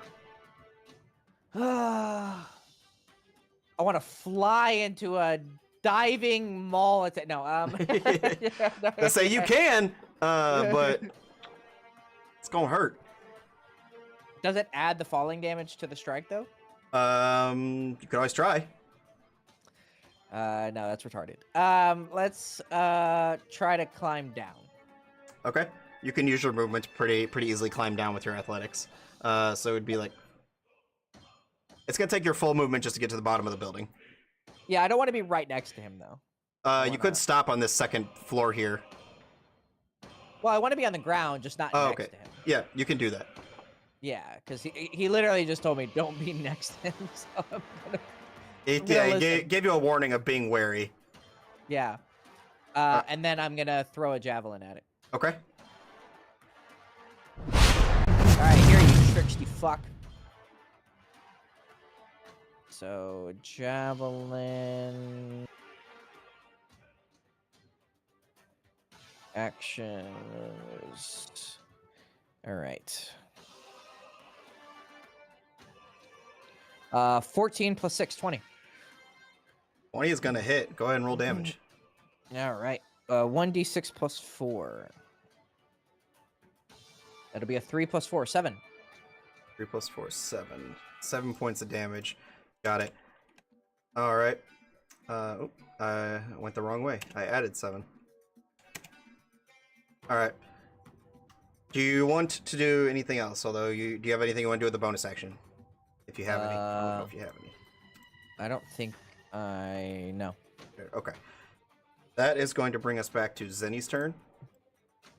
And Zenny is going to look to you. She is going to weave a few arcane incantations through the air, reach into her component pouch, and she is going to cast the haste spell on you. Hello. So if you are not familiar, haste is choose a willing creature you can see within range until the spell ends. The target speed is doubled. So you now have double the movement speed. You gain a +2 to your AC. You have advantage on dexterity saving throws, and you gain an additional action every turn. You may also use the dash, disengage, hide, or use object action as a bonus action if you wish. Okay. So whenever it comes back to your turn, you will have that. However, if the haste spell, for any reason she would lose the haste spell on concentration for it, you are stunned for the round. Great. So we'll just be hopeful that doesn't happen. It's not stunned if you're the concentrator and the target. It's even if you're the target and not the concentrator. It's the person that's the target. Mm. Yep. Okay. Essentially, your body is stunned from being quickened for a short amount of time. Yeah. That is going to bring us back to the fire elemental's turn, who is going to maneuver again, only a couple of feet, like keeping a short distance from you, but is going to lob fire bolts at you. Well, I say fire bolts, but they're a little stronger than that. That's going to be a 22 to hit on the first one, and a 15 to hit on the second one. Second one misses. Okay, so that first one is going to hit, and you are going to take, oh wow, shitty roll. Only 8 points of fire damage. Only? Okay. You got a party of 4 against 1. You're doing okay. Yeah. Don't forget your +2 on your AC. I don't know if that affected the rolls at all. Oh, haste is giving me +2 on AC. Haste gives you a +2 to your armor class. So it's 19. You rolled a 21 though, right? 22. 22, yeah. 22. I think I did my math right. Yeah. Is there a way to put haste on me? I'm not sure if it's under conditions or not that would Condition. change anything for you. No, yeah. doesn't I think matter. you just have to track it. Oh, we gotta remember I'm still technically exhausted, aren't I? You do have 1 level of exhaustion, which rolls -2 to your rolls. Oh, yeah. It's just minus two to your rolls. I don't think it would have affected much up till now. Okay. That is going to bring us to Vezra's turn. Vezra is going. A nat 20 is still a nat 20 though, right? Correct. Okay. Vezra is going to. He is going to cast Healing Word on you. So I will let you roll your own healing dice. He is casting it at first level, so you get 2d4.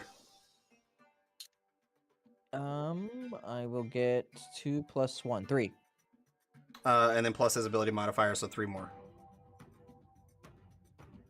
Hey, thanks, buddy. So he just kind of like he begins maneuvering, kind of staying hesitant. Seems like he's maybe not the most like burst fighter, but he does seem to have some arcane abilities. And he just yells out, "You got this!"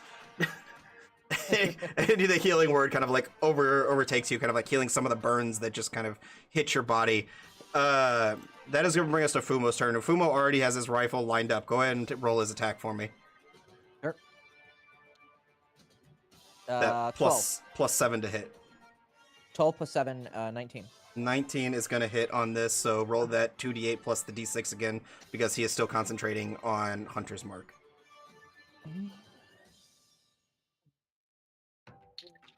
A 1 and a 3. 4 plus what? Say that again? 3 and a 1, so 4. And then what is it plus? Oh, it's, fuck, I just closed his sheet. Or not closed, I clicked out of it. It is, oh, wait. Plus 4? No, plus 5, sorry. Oh. I think I forgot to tell you to add that last time, now that I'm thinking about it. Oh, from the Hunter's Mark? No, so you rolled the damage for his gun and for his Hunter's Mark last time, but we didn't add his modifier damage. Oh, yeah, we didn't. So it should have been 5 extra damage. Yeah, 5 extra damage, so I will add an extra 10 there. Okay, so it's 3 and 1. What's his modifier? His modifier is plus 4, but he has proficiency, or plus 3, but he has proficiency with it, so it's plus 5. And then what's the Hunter's Mark? The Hunter's Mark is a d6. Oh, okay. I forgot the d6. So 3 and 1 for the d8s. So that's 4. D6 is 1. Jesus Christ. So that's 5 plus 5, 10. So 10 points of damage. Got it. Okay.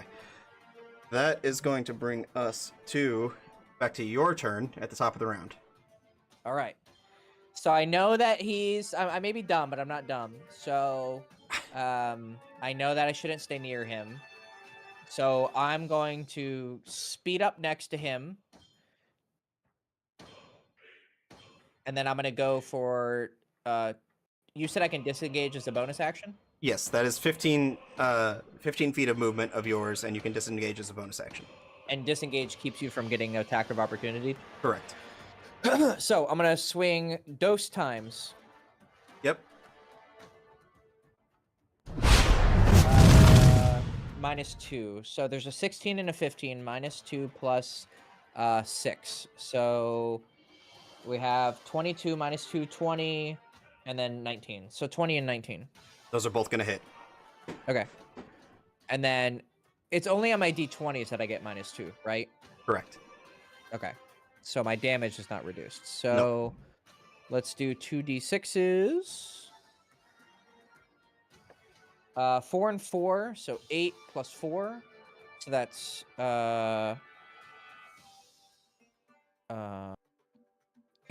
8 plus 4 twice. So basically 16. 16 that's for both hits? Well, yeah, one of them is a 4, so that's 8, and the other one's a 4 plus 4 is 8. So they're each 8. Got it. Understood. All right. Yeah. So you run up. I'm wrong.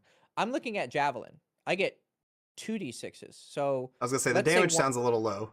Yeah. So that should have been one. One of them is 12. Okay. One is 12. Yeah, my bad. Yeah, one of them is 12, and the other one is 8. So 20. Okay, so needs 4 more points of damage on him. Yeah. All right.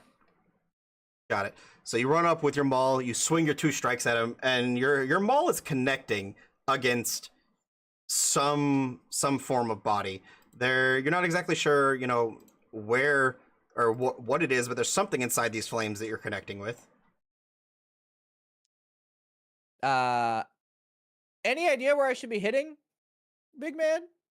And Fumo just kind of yells out, "There is a form that controls the flames. Just keep swinging until you find it." Okay. And then I'm going to use my disengage bonus action. Yep, and you have 45 feet of movement left. Where would you like to be? I'm going to try and go behind that pillar. Over here? To the... No, I don't want to go near flame. Like the pillar in the house. You see that pillar? No. Like I want to get behind something because he's launching fireballs at me. Sure. I mean, there's a door right here. You could just hide in the doorway. Yeah. Okay. Yeah, you got plenty of movement. You could be right in that door. You could basically be right inside that doorway, which will give you 3/4 cover from him. Okay. Oop. I can get the mini to stay there. I feel so fast. Whatever. The mini's in the doorway. Keeps falling over on me. All right, that is going to bring us to the next turn in here. And that is going to bring us to Zenny's turn. Zenny is going to look over at you running around, and in her very Zenny-esque manner, I'd made you faster so you could chase it down, not run away. I'm being safe. He said not to be near it. I don't care what he said. I'm paying you to protect me. Kill it. She will maneuver to the other side, and because she is a pacifist, she is just going to hold her reaction to cast a spell should she need to. That brings us back to the fire elemental's turn. Or sorry, the Fey elemental. I said fire.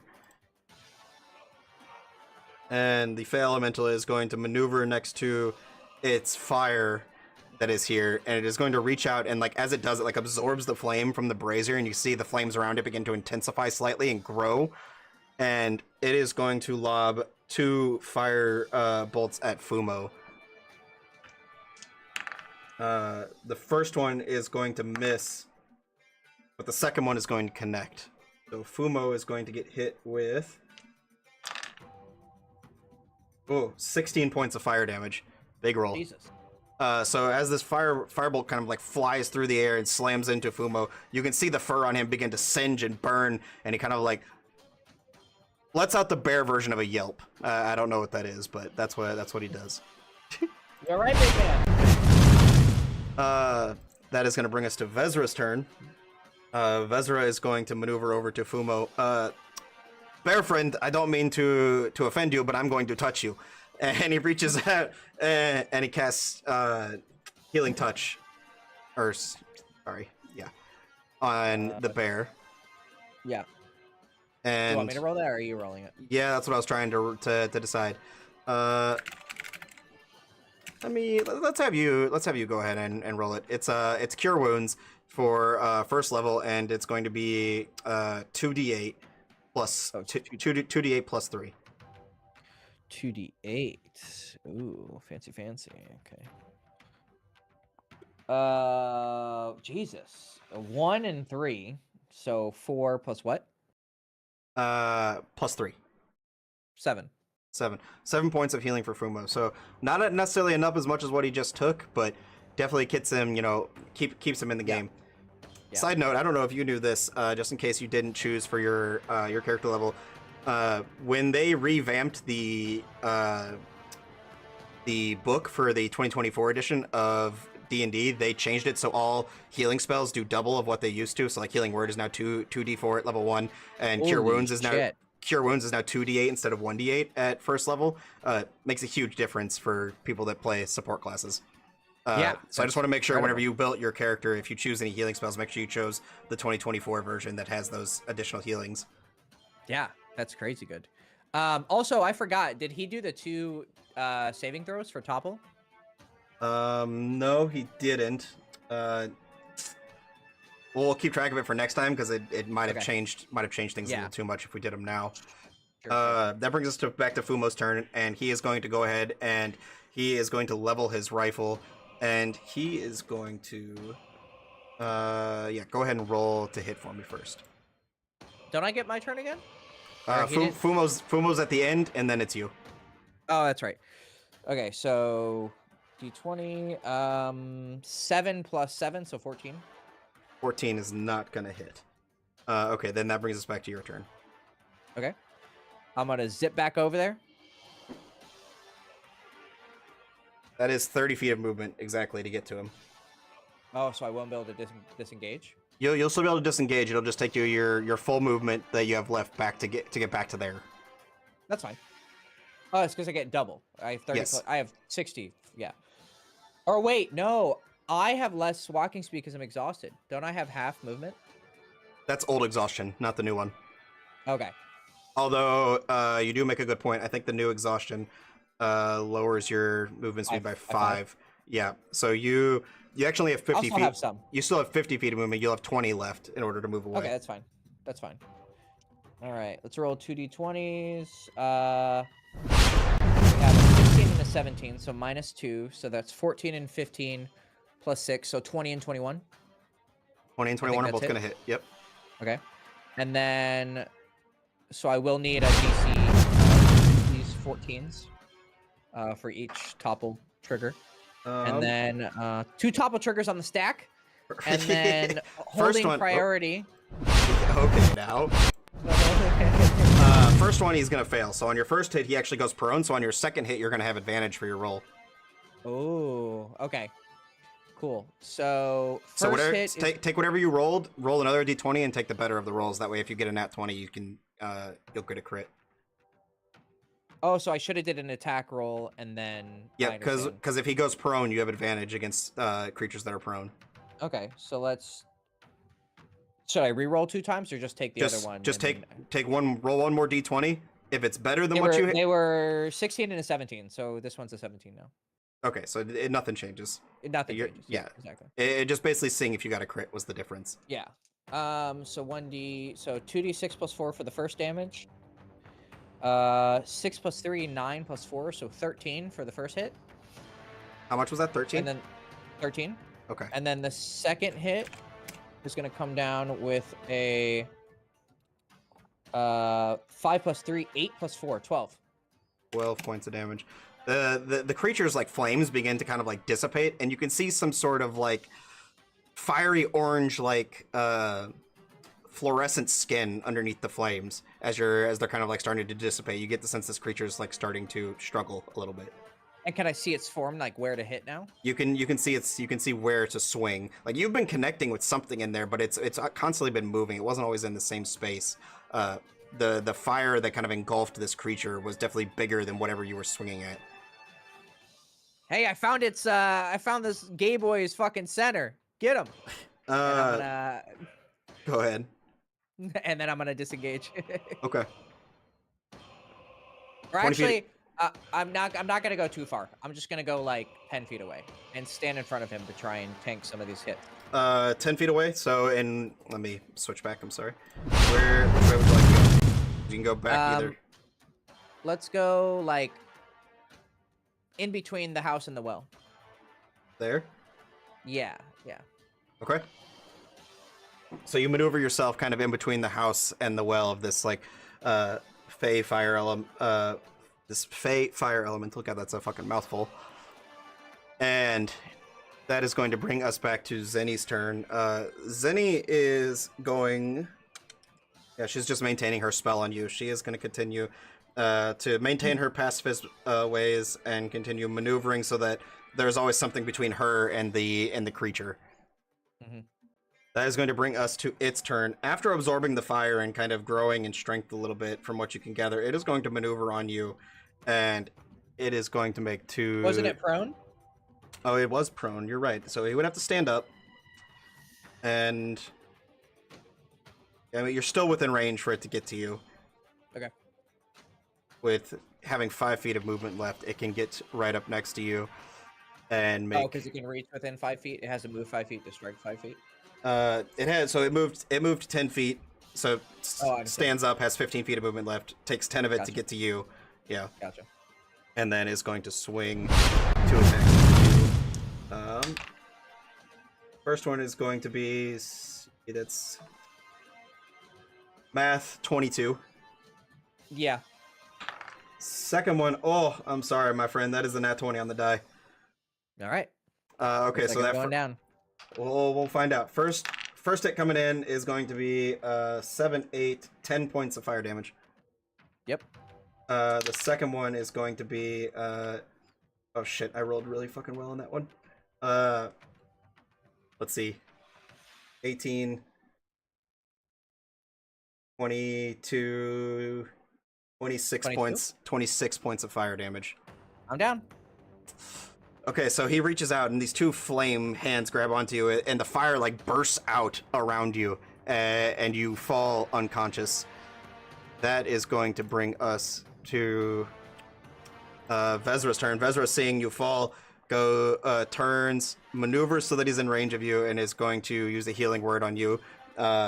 is going to cast Healing Word at 2nd level, so it is going to be 4d4. I need you to roll 4d4. 4d4 plus 3. And I still have that Bardic Inspiration, right? You do. It's a d8. It's a d8. That's right. But Bardic Inspiration can't be rolled on a healing spell. It has to be rolled on like an ability check or an attack roll. But not on damage. No, it can't be added to damage. Okay. Wow, dude. Holy shit. Bunch of ones. 7, 8, 9. Did you add the plus 3 from his ability modifier? No, so 12. So 12, so you get 12 points of healing. So Vezir kind of maneuvers in line with you, and he goes, "Buddy, I'm gonna need you to stand up and kick his ass." Yeah, trying, man. Fuck. You see this big fire thing, bro? What do you want? Fumo, kind of seeing you fall, has like a bit of a tinge of, you're not necessarily a brother to him, but he definitely does not like seeing his friends fall. And his backstory of what he's told you, he already lost one brother to some sort of something called the Ash Warden, and this is, this seems to be triggering him slightly. So he is going to level his gun, and he is going to action surge, take 2 attacks for me with his gun against him. So 2d20 rolls plus 7. I forgot I have action surge. Fuck. I'm still hasted, right? You are still hasted because it is still being maintained on you by Zenny. Okay, I can do 3 attacks next turn. 18 and 12 plus 6. You said Plus 7 on each one. plus 7, so 19 and 25. Those are both going to hit. Okay. So you're going to roll a total of 4d8 and 2d6, and you're going to add 10. Okay, so 48. Yep.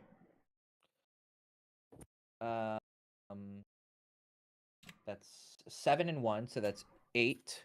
Okay. And then 3 and 7, so that's 10. That's 18 plus what? Plus 5 for each roll, so it would be plus 10 total. Well, I didn't do the d6 yet. Okay. How many d6? 2d6? 2d6. So we have 18 so far. I've got it. I'm keeping track of it over here. 2d6 is 5 and 5, so 10. So that's 28 plus 5. Plus 10. Yep. Plus 5, that's 33. 33. Got it. All right, so Fumo kind of maneuvers in line, and as this like fire is kind of like dancing around and there's some gaps in it, he lines up both of his shots with this creature and lets out like a guttural roar from this his Ursarin self, and fires 2 shots. And one of them kind of like pierces through the fire, and then the second shot follows quickly behind it, penetrating through where the fire had just dissipated and slams in. And you can see this like bit of blood just shoot out the back of the shoulder of this creature. And that brings us to your turn. What do you want to do? You're looking a little bad there, buddy. You laughing now, fuckface? I'm gonna take You have to stand 2 up. attacks. Stand up. I'm gonna stand up. I didn't hear no bell. And I'm gonna do 2 attacks and then action surge for a 3rd attack. You got it. All right. So let's do. I will tell you, it may not take the action surge depending on what you roll. Yeah, I'm guessing. 19 and 15. That's those are both gonna hit. So let's do the 2 attacks first. So, well, let's do. Oh yeah, and then let's do the 19 minus 2, 17 plus whatever it's gonna hit. So let's do 2d6 plus 4. Oh, and the con saving throw, please. 14. Con saving throw on the first hit. It's 19. Okay. I think it's gonna take. It's strength though, isn't it? Is it strength or con? I keep forgetting with this new mechanic. The save throw is con. It is? Okay. It is a so con. 4 plus 2d6, 4 plus 4. It's 8 damage on the first one. And then a con save on the second one, please. Con save on the second one is going to be... It's a nat 1. He fails. Nope. He's going to fall down. That doesn't affect the damage, though, right? It does not. Okay. And then... So 8 damage on the first one, and then 10 damage on the second one. How would you like to do this? You fuck nerd! I'm gonna look him in the eyes, and I'm gonna say, "You're not laughing now, buddy, are you?" And I'm gonna go up, and I'm gonna do a quick little prayer to Sarkoth, and I'm gonna say, "Here's another one for you. Have fun with this one." And I'm gonna come down, and I'm gonna scream as I shatter the core of where it is and Okay. splatter it all over the ground. You bring this ball down and it like slams through, and as it does, all of the fire dissipates, and you just see like a female form of a flame fey creature that you slam into, and it kind of like hits into the ground, and you can watch as the life kind of like leaves its eyes and falls limp. I'm gonna spit on it. Okay. That brings us out of the initiative order, and the Zinni and Fumo walk up, and you see Fumo kind of walk down or lean down. You would make a good brother. Fey fuckers. Thanks, buddy. Good shots. Yeah, fuck those Fae. Playing tricks on wary travelers. Put this poor man into a state of idiocracy. thinks he's eating food and he's eating dirt. And he just kind of looks at him and he goes, "You're stupid." You're stupid. And Vezra's just sitting there, and you can see the spell or the enchantment from this Fae has kind of like worn off Vezra, and you can see him just like starting to like almost like dry heave a little bit. He's like, I think I'm gonna be sick. And he quickly runs over to the well and just and hurls whatever he's been eating for the last, who knows however long into this well. Then he kind of walks over. That was an ordeal. Can we get back on the road? Hey, it was your idea to maybe come check this out. Actually, that was Davin's idea. I did not want to. Wait, where's Davin? Hey, you can just kind of look over, and Davin and Nigel are just kind of sitting on the edge of the whatchamacallit, the edge of this area, but they were outside the bounds of where you guys were stuck. Oh, yeah, I totally forgot about them. As soon as you entered to them, you guys disappeared. Yeah. So they didn't enter when you disappeared. Right. Hey guys. What the fuck? You walked through a wall and or yeah, what the fuck?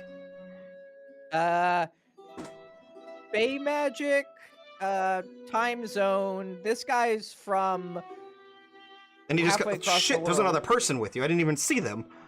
Yeah. His name is whatever, and he's from like across the world. What do you mean across the world? Like across the spine or across the continent? Where are you from again? And Vezra kind of reaches up. I am Vezra of the 7th aristocracy of Zarina. Melwain, by the way, minor house of there, but I am a keeper. I have given up my name. Cool. Where are you from? The aristocracy. Where it's really far, isn't it? That's on the other side of Corvigod. Okay. Yeah, he's that. And you see Davin kind of look. I know where the aristocracy is. I've been there many a time. I also know of your name, a lesser house of the aristocracy, not one that is in one of the main lines to be a controlling house, but nevertheless, I do know your name. Your family is known for honey, correct? And you see Vezra kind of nod. Yes, indeed we are. Cool. I'm tired. Can we go find somewhere to sleep? As you're like looking around, you notice that like the building has begun to like almost dissipate into dust. The well begins to go away. The brazier begins to go away, and you guys are just kind of like in a small little alcove in the cliffs. Yeah, let's get going. You see Zinni kind of look over. Yes, we have wasted enough time. We are only an hour or maybe so, the last half of the day away from Thrift. Can we please continue and get to town? I need a good night's sleep that is warded. Not any more of this dust bullshit. Yes. So, you guys take the better half of the next part of the day to continue down the road, which it is quiet, and you see Fumo approach you. You handled yourself well with the Fae. You will make a good brother should you choose to follow this path. Thanks, man. You did good shots. Yeah, that hurt. I kind of think I lost consciousness for a second. Uh, the, hmm. I don't have ways of healing, so I am sorry that I could not be more help. I typically tend to kill things before they kill me. Yeah, no, you did great. That gun of yours is very useful. What are your thoughts on the idiot? Oh, I mean, I'm pretty sure he was the one who saved me, right? So from what I saw, Hey, he may be an idiot, but he's a useful idiot. So I'm hey, and he helped. He didn't shit his pants. He didn't run like Zinni. And well, yeah. she helped too, didn't she? Well, she did, but she was kind of being a little baby about it. Well, maybe. Uh, you mentioned sleep. Uh, do you have Yeah. a way to sleep soundly? I guess is the way I'm asking. And you see him getting a little cautious about the way he's talking about this because the burn sleep kind of leaves people a little on edge. I mean, I'm assuming in Thrift there's a warded place that we could be okay. And you have the coin to pay for such a thing? Oh, let me see. A friendly bear gave me gave me some gold. I have Hmm. a decent amount, and I'm pretty sure Zinni covers our sleeping expenses. I mean, that's Hmm. she doesn't want us, dying in our sleep. That is a good But you're not. point. I'm not a materialistic person, though. I mean, you don't have any. You gave me all your gold. What do I use it for? Well, you've obviously been out here a couple days. What do you do for sleep? I sleep. Or And don't, whenever I feel has the that need. has that ever gone badly? I had a few close calls with demons, although I think they... Maybe it is my being of a brother and my mark that keeps them away. I have had a good run at avoiding the fire. That Does this mark help? Is this something you're certain of, or? Am I certain? No. But personal experiences lead me to believe yes. Hey man, I'm even more motivated to join this guild then. The Venator's Guild would be glad to have you. I would be glad to have you if you can pass the trials. Hey, it's probably not harder than fighting whatever the fuck that was. Well, we shall see. The trials are different for everybody. Let us continue. Cool. I'm ready to sleep as well. Yeah. So you guys spend the next, hour or so coming into Thrift, and as the sun begins to set, you guys are on the outskirts of Thrift. And Zenny just kind of looks at all of you. We are heading to the first place we can find and going to bed that has a ward. Which, in this town, thankfully, I know somebody, and we'll be going to Scald's Bazaar. Let's go to it. As I yawn. So she leads you into town, and you guys are... Sorry, here. Scrolling past some of my notes today. As you make your way into Thrift, you find yourself in, a lively town.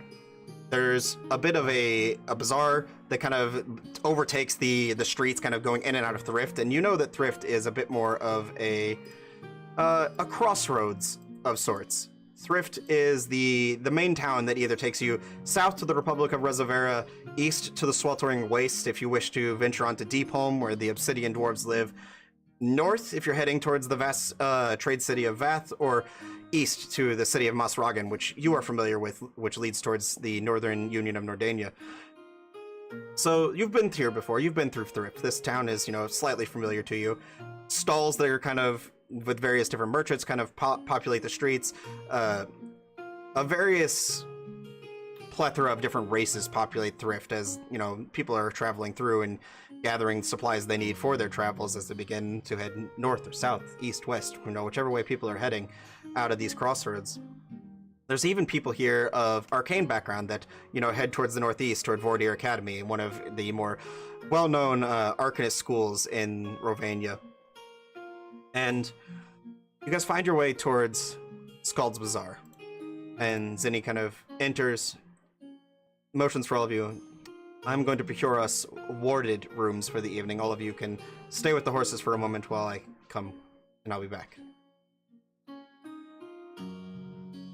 1 second. I gotta pee. 1 second. Yeah, I'm go for listening, it.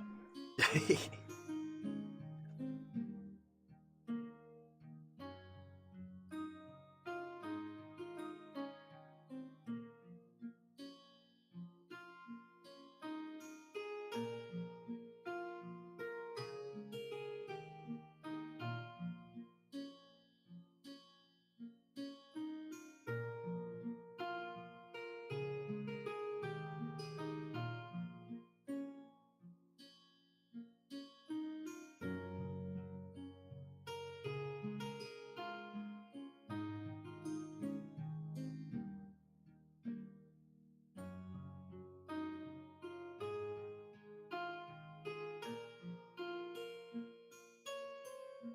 Okay.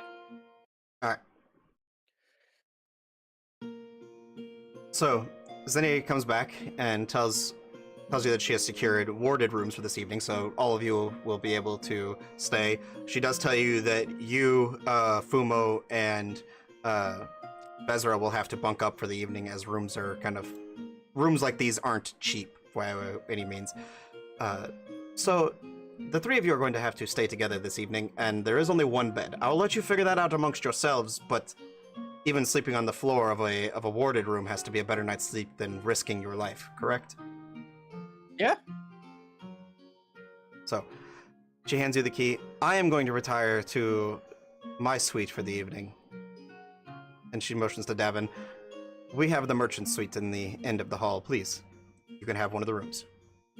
And Davin kind of follows with her. Nigel, you can bunk up with them. You can sleep out here. I don't care what you do. But your one room's all going to get a little crowded. And Nigel just kind of nods. I will stay at the bar for the evening. So the three of you retire to your room and can do what you wish.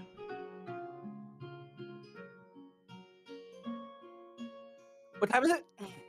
It's late in the, in the early evening hours of the night, but, maybe like 9 o'clock. 9-ish.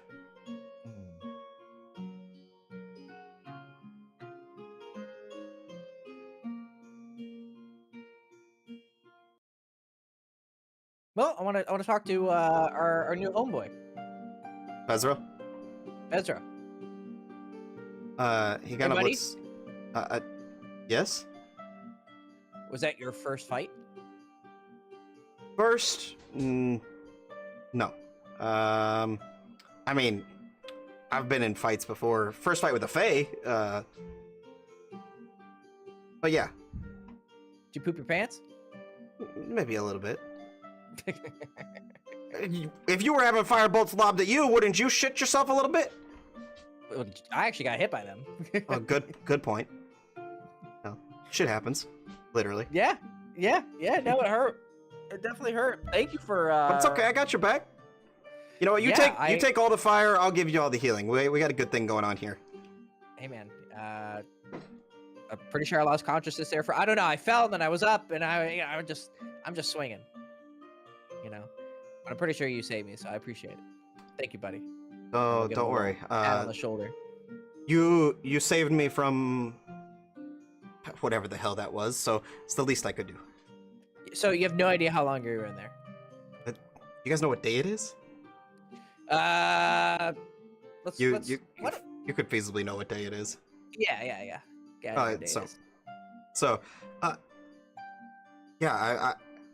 yeah, I've been gone for like 6 months, and I Oh, guess I've been actually, maybe closer to like 5, but I kind of lost track of time. how I did you also not don't. die eating dirt? Good question. I, I don't know. I mean, were you pissing and shitting while you were in there? Eh, I think so.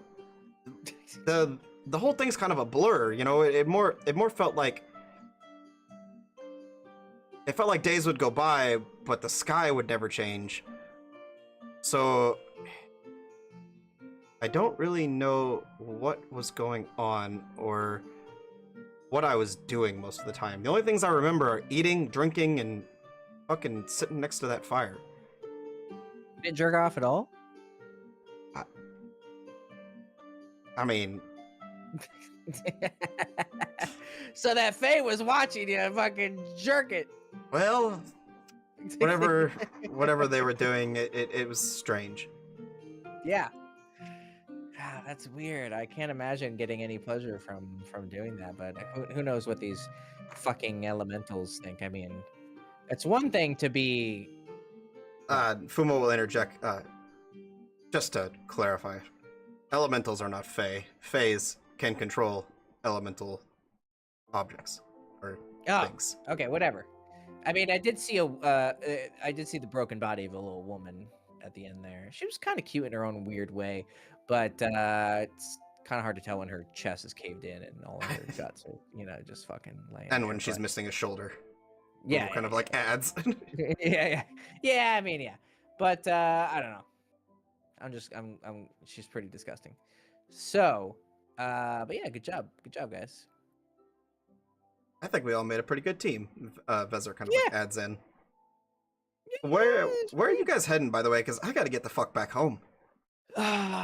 so that's well, I guess I'll give you the short version of what's going on. So this guy's part of this guild. They hunt fays and stuff. So hey, I'm familiar with the Venators Guild. I am a studied man. what is up with it? Everyone's saying they're educated. I mean, am I the only fucking ignoramus here? All right, Well, no, cool. the Venators Guild is not very well known, but I am a keeper of Alawak. I don't know if you are familiar with who they are. I'm guessing you're a book guy. Roll a history check for me. Everyone's making all these smart ass comments towards Valley. They're gonna I get can't a tell if you rolled low earlier. um 16 plus 0, so 16. Okay, yeah, so you know fairly well that the Keepers of Alawak are basically studied historians. They study the history of the world.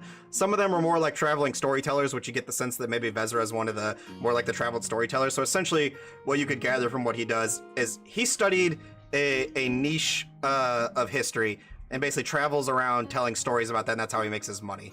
You know, that's how he makes his living. He's a bard.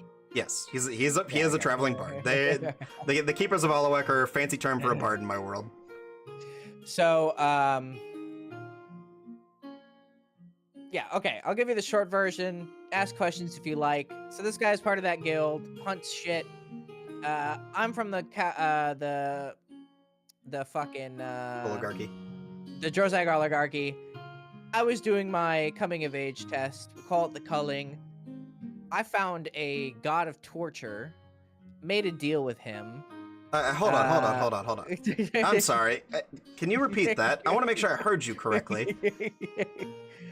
Yeah, so I was hunting for like the prey that you're supposed to be proud of killing, and I stumbled into a cave with all this weird shit, and I found this god appeared. Or he said he was a god appeared before me, and he said some wild shit, and I was like, okay, and then I don't know, we made a deal. A deal? Can you? And I don't mean to pry. If you wish to keep your things to yourself, you can do so. I owe you my life. You owe me nothing. I'm pretty open. He was talking about how he's the god of torture. He was very straightforward with me. And I've always had ambitions for my family and for my people, and I don't know. It's probably really dumb. I'll be honest with you. I'm not the smartest tool in the shed. But I do like to do crazy wild shit. It's a problem. Anyways, If you, I mean, me launching myself at a fire thing and trying to hit smoke, if that's not a hint that I'm a bit wild, but it worked out. It's dead.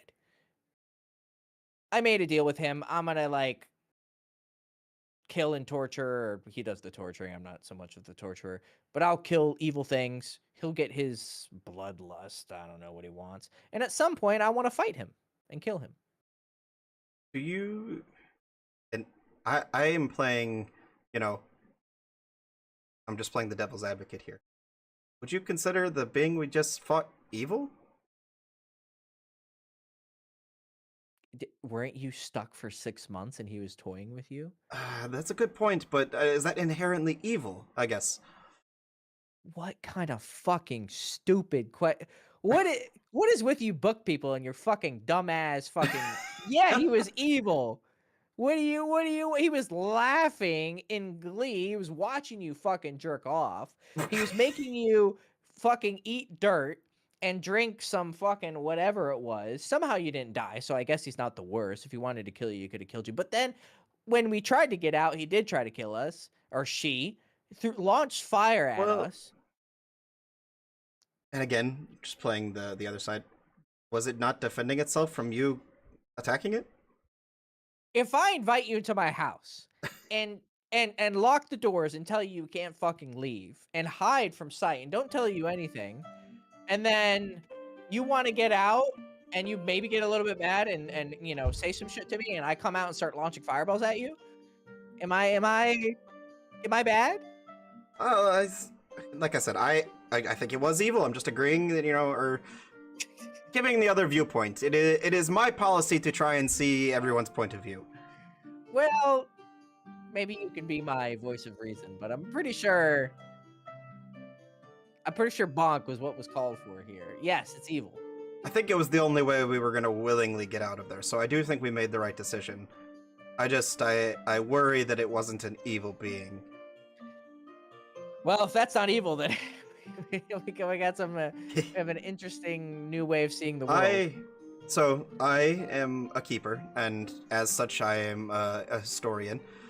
My area of expertise is upon the Republic of Reservera, the nation of beasts, or sorry, not nation of beasts, but the nations of well, I don't know how else to say this, but the nation of monsters is normally how they're referred to, or the nation of evil is sometimes what outsiders refer to it as. But they get that as a bad rep because there are those within the Republic of Reservera that are openly werewolves, vampires. There are those that are the tieflings that live amongst them in the tiefling capital of Shadowfall. Yeah, so they're... The fact that we are traveling that way, and you guys are open traveling with a member of the Venators Guild, there's no way we're going to get through the gate with a member of the Venators Guild. I hope you guys have realized that. The gate of... Well, and he kind of reaches into his pack and he pulls out a map and he lays it out before you. Look here. Just south of Endaugo and south of Frift, if we are heading that way towards the Republic of Reservera, which I think I overheard some of you saying you're bound for Freeport, the gate at Akros, how are we going to gain entrance if we have an open member of the Venators Guild with us? Oh, so that's that big wall I've seen when I've been from the distance. Oh, okay. I've never been down there. Yeah, it stands a few 100 feet tall. How much do I know about Republic of Reservera? Roll a history check. It would be you would know a decent amount. Just well, let's 19. See how in depth. Okay, guess. So the Republic of Reservera, you would know, is they are not like openly against other nations, but they do like to they're very closed off. That House of the Dying Sun shit, the Court of the Damned, where we were gonna go from Mike's side stories. Correct. Yeah. So the House of the Dying Sun, the Court of the Damned. From what you know, the House of the Dying Sun is a family of vampires that openly lives like in defiance of people trying to hunt them, and is part of the some of the controlling families of the nation or the Republic of Reservera. There's also the people of Silverbrook who are like very openly lycanthropes of various different types that just live out in the open, but live out in seclusion of their own town to keep to themselves, so that when they lose control and they go apeshit crazy, they're away from people that they can't hurt. There's also like the people of the Aarakocra race that live within the little forest to the south. They're not necessarily part of the Republic of Reservera, but they do align themselves with them. There's the Tiefling capital of Shadowfall, where a majority of most Tieflings live. And then, of course, the Court of the Damned, which there's not very much that's known about the Court of the Damned, other than, they're a controlling, faction within the Republic.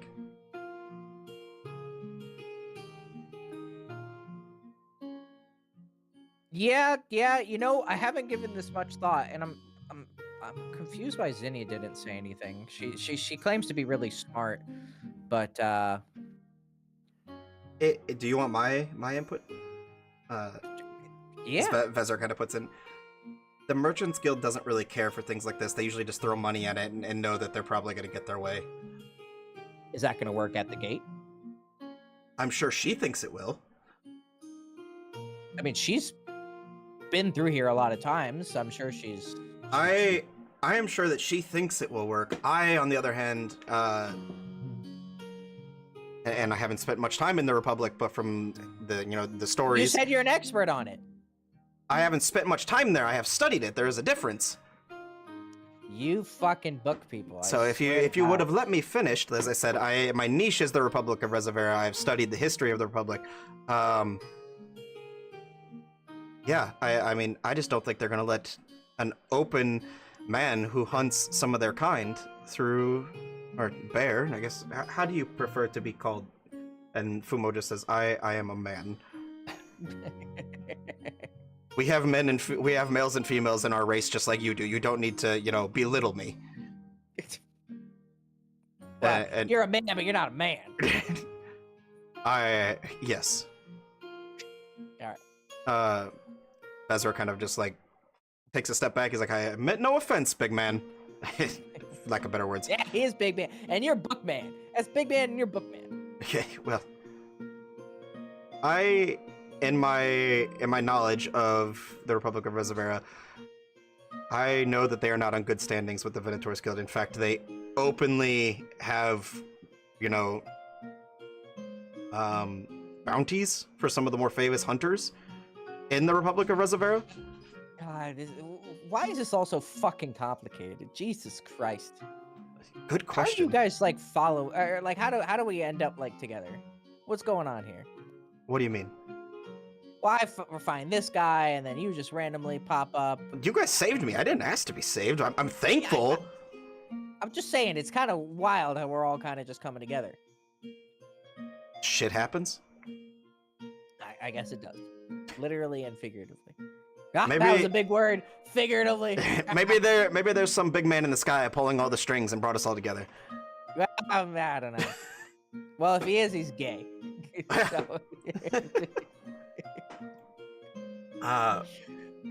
So like I said, the Republic of Reservera, the people that guard the gate at Akros, I would be hard pressed to think that if they found out we had a member of the Venators Guild in our party, that they would allow us passage, even if the Merchants Guild is going to throw a wealthy sum of coin at it. There are other ways into the Republic.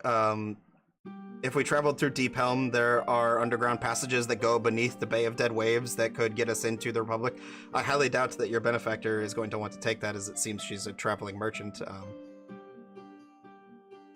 And I mean, there's always there's the hills that come from Dwargon that we could always enter in through. But those mountains of the Gunhilda Range are not very known for their easy passage. I don't know, man. I'm just fucking fighting shit. You guys will figure this out.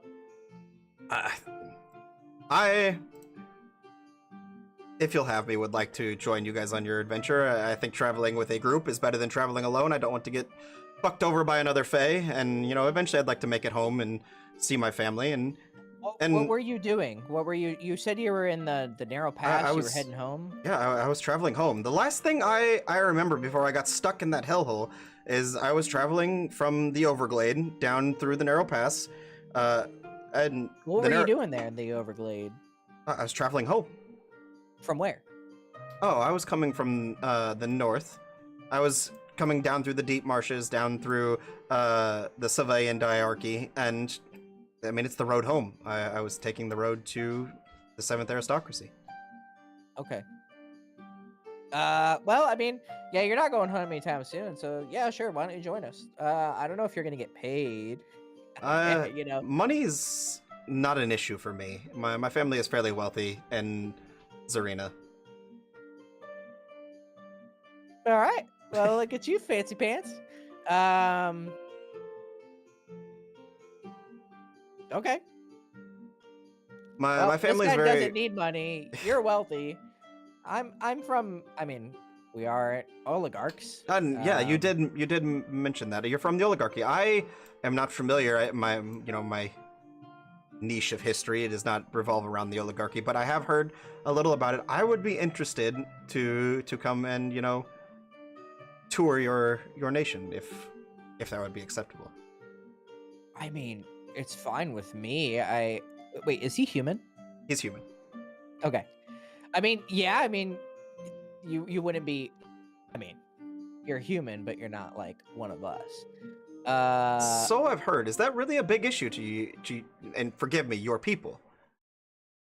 y- no, I mean you can be offensive as you want. We're pretty fucking offensive.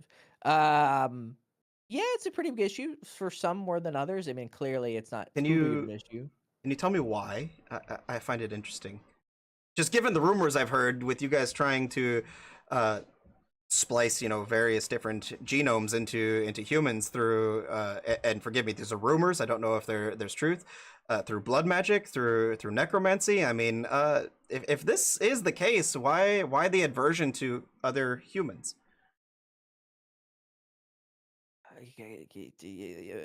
You would love to talk to my little brother. He's fascinated by all this shit. You would definitely not like to talk to my older brother. He's pretty simple about it. It's just humans are better because we're better. Uh, it hasn't been something I've given too much thought to. Maybe I should. I've just been focused mostly on fighting as I've grown up. But my little brother does like to tie me into these conversations, and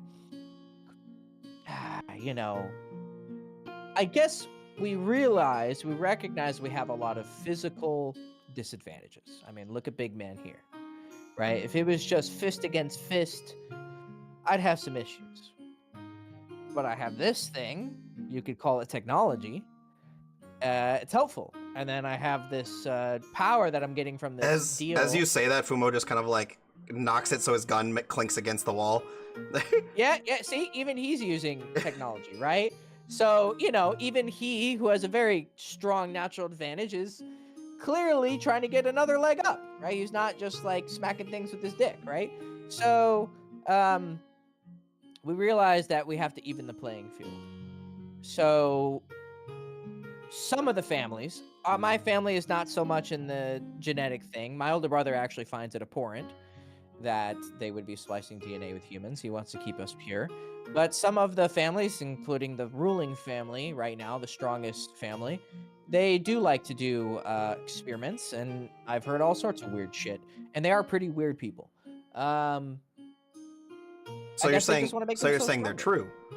true. You're validating the rumors.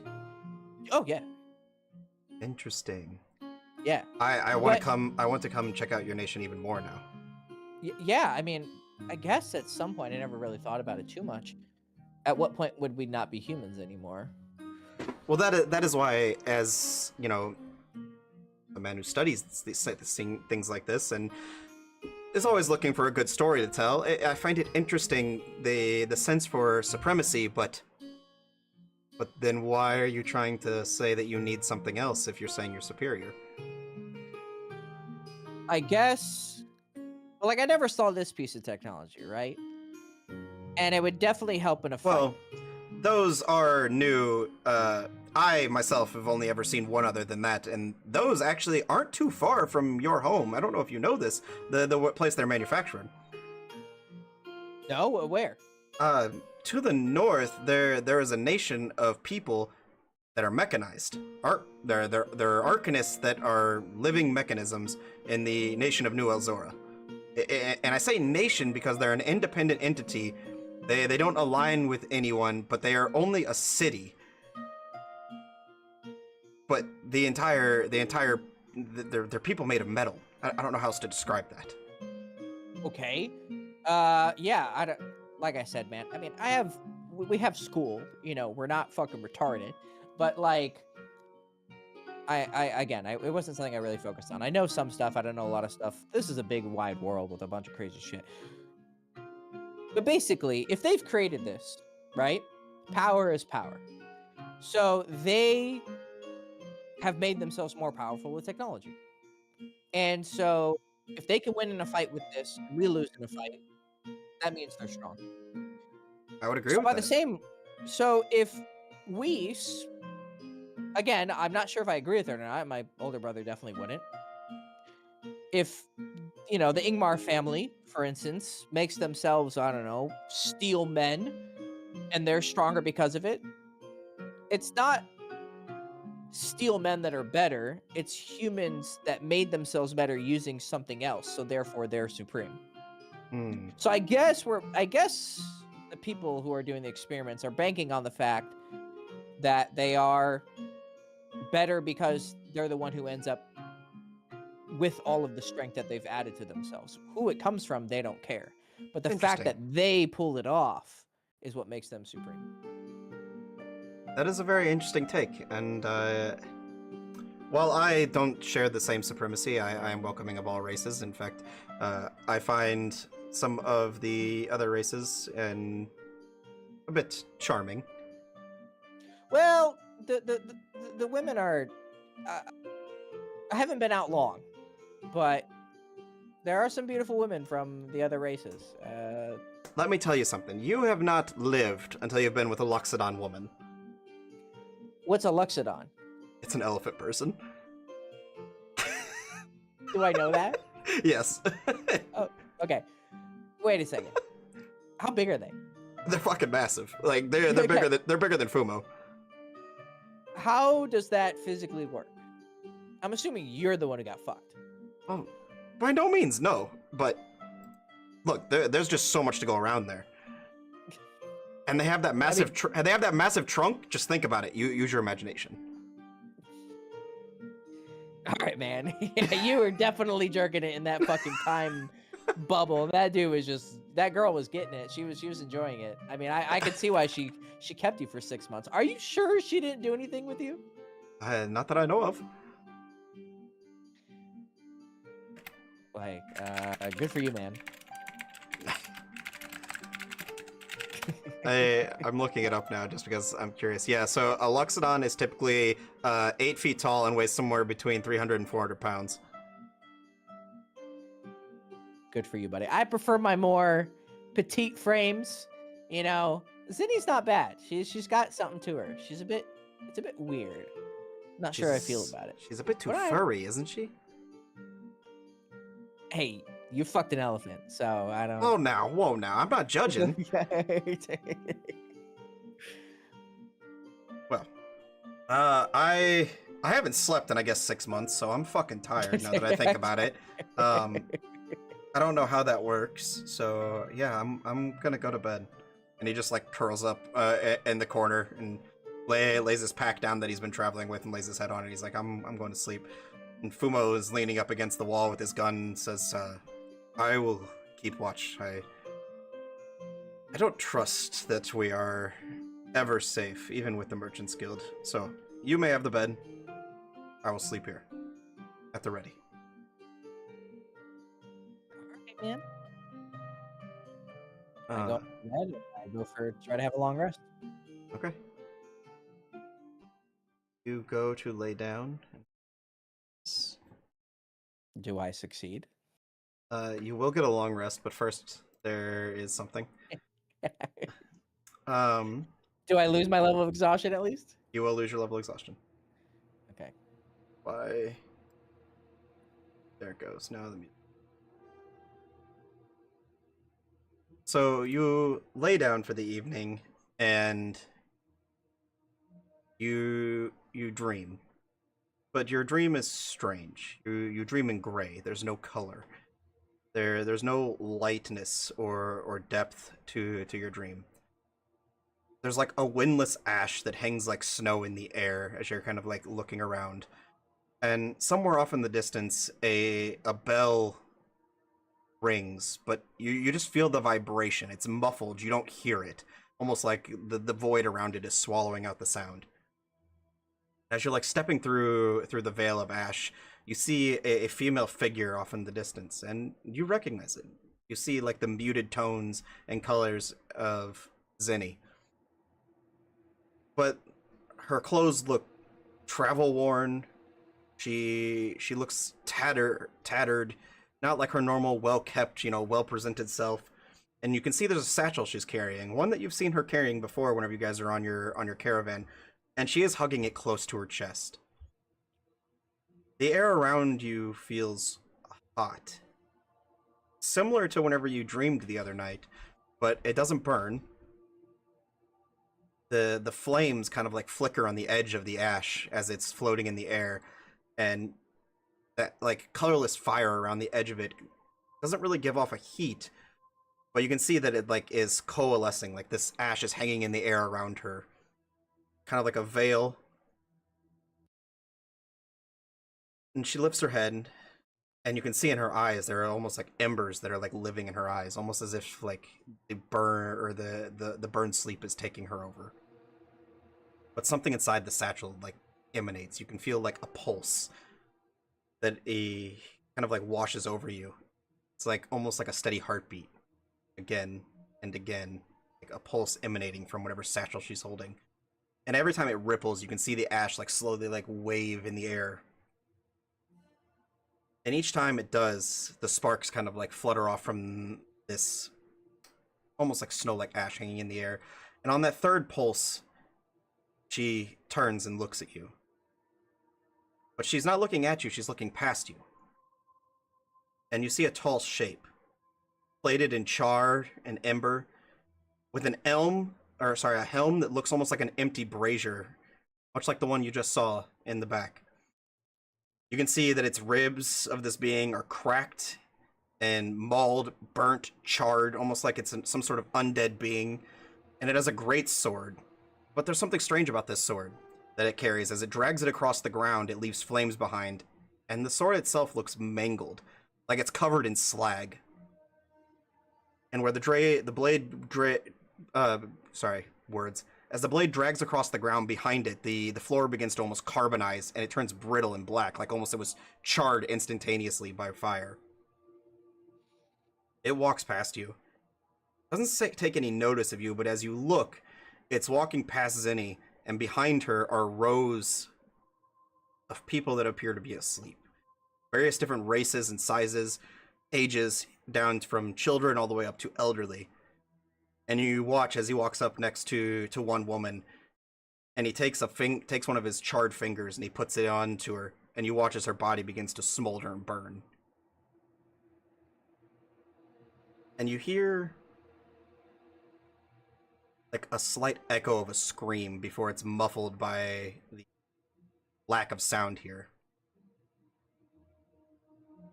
You see Zinni kind of like drift towards it, almost like she's following it for some reason. And she presses her palm against her chest and kind of like tries to smother the sound of this emanating pulse. The ash in the flame kind of blooms under her hand as if it's growing stronger. And you hear words from her. Don't wake. And it just emanates again. Don't wake me. She keeps saying it to herself over and over again. The figure turns, and it looks towards you. The empty brazier-like helm stares at you, its gaze fixed in your direction. It steps once and twice in your direction. In each step, there's that sound of that bell that kind of like tries to toll off in the distance, but gets muffled.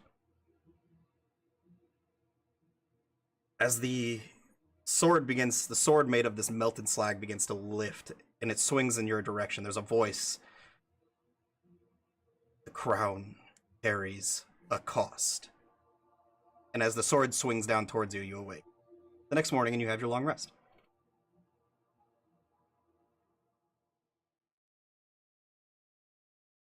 What was she saying? Don't wake me? Don't wake me.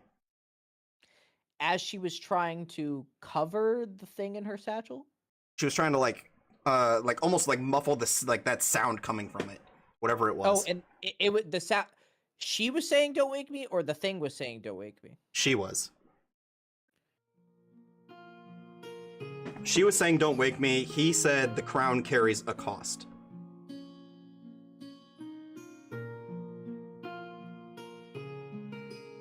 That's the guy behind the burn sleep, huh? Not sure. You are sure. I'm not sure. As you awake, Fumo is standing over you. What's up, buddy? When you were asleep, my mark was pulling me towards you. What did you see? 1 second. I need some water. I'm gonna go get some water in real life real quick. Well, while you're like, yeah, okay, go ahead. Okay.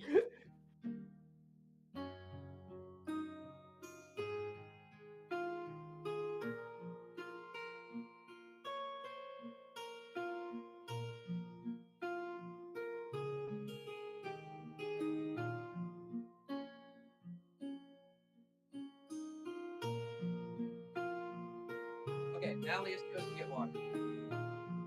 Well, Hector goes to get water. If Malleus tries to get up to say he wants to get water, Fumo is going to press him back into the bed. I need to know what you saw. Hey, buddy. Relax. I'll tell you. I'll tell you. Just chill. You don't have to put your hands on me, man. Why does the mark call to you? Okay. So your mark calls to like Yeah, his bad mark pulls him towards his quarry, his target. shit. Okay. And for some reason, when you were sleeping, the mark was pulling him towards you. Okay, so I was in the dream, weird, gray, colorless. I'll give you as many details as possible. Stop. Serious. I already. There was no color. There was the tones were muted. Sound could not be penetrate. Yeah. That is the Ash Warden. The guy with the sword and the helm that was sword like of slag. Yeah, and like a brazier helm. Yes, that is the Ash Warden, the one who killed my brother. Well, I saw him walk up and kill someone else. So he's near then. Someone was sleeping, and he walked over. Zinni was there. She didn't die. You see him get up, and he's like, "We have to go talk to her now." She was holding something in a bag, and she kept saying, "Don't wake me, don't wake me." And the Ash Warden, the guy who said that, he said the crown comes with a cost.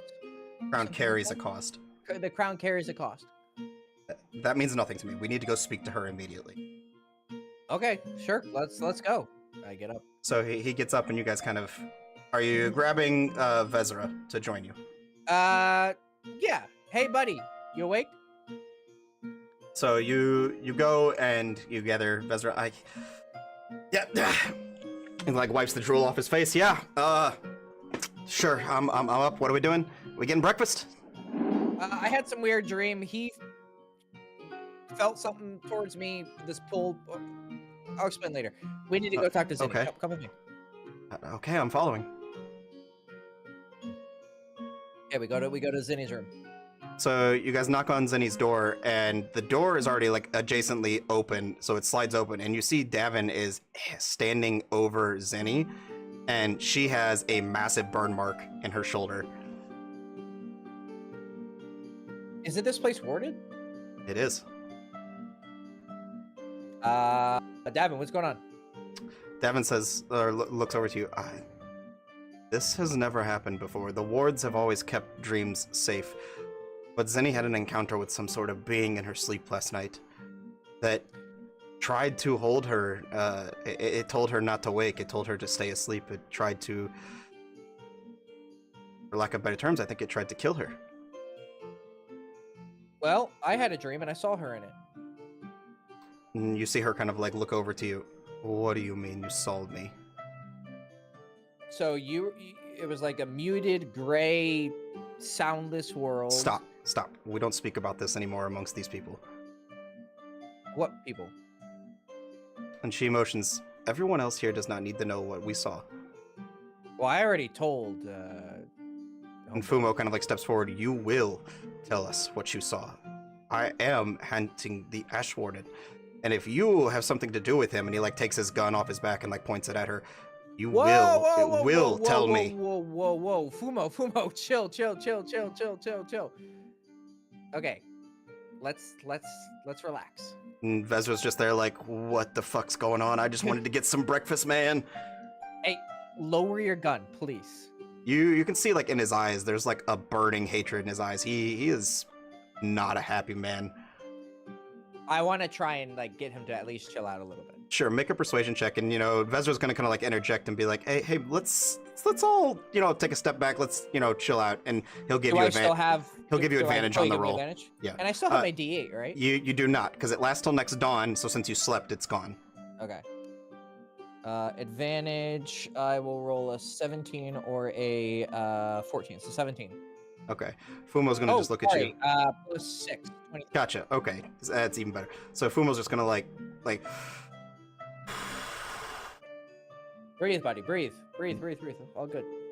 And he just kind of like takes the gun and he puts the barrel of it to the floor, but leans on it, like keeping his hand close to the trigger in case he needs to whip it up and take a shot at something for any reason. I don't think you understand that this being I am hunting stole my master from me, a brother in arms. Okay, let me finish explaining the dream, and then Zinni, you'll respond, and then we'll take it from there, step by step. Again, okay? I don't think we should talk about this here. If your friends already know, which only Fumo knows, Vezra was still asleep, those that don't need to be a part of this conversation. Well, they're part of our group. They should know what's going on. And Davin kind of interjects and he goes, I'm a little worried about you as well. I think I need to be a part of this conversation, Zinni. And, for Merchant Guild reasons, if you are being targeted, we need to know so that we can mobilize militia to protect you. And she just kind of like shakes her head. No, this needs to be kept under wraps. I will only speak with Malleus, and if the big man himself needs to be here, that is all I'm going to say. Okay, can you be persuaded otherwise? We need to know what's going on. You can make a persuasion check. Okay. Should I perform something? It's up to you. Look, Zinni, clearly something weird's fucking going on. He's connected to it. And we randomly ran into this guy from across the fucking world. I'm weirded out. This seems more than just like coincidences is going on. So I feel like if we're together, we need to like figure this out together. What do you think? And this is coming from a fucking racist. So if I'm willing to like work with you and you, like, why don't you be reasonable here? Sure. Go ahead and make a perception check. Or no, sorry, not perception, persuasion.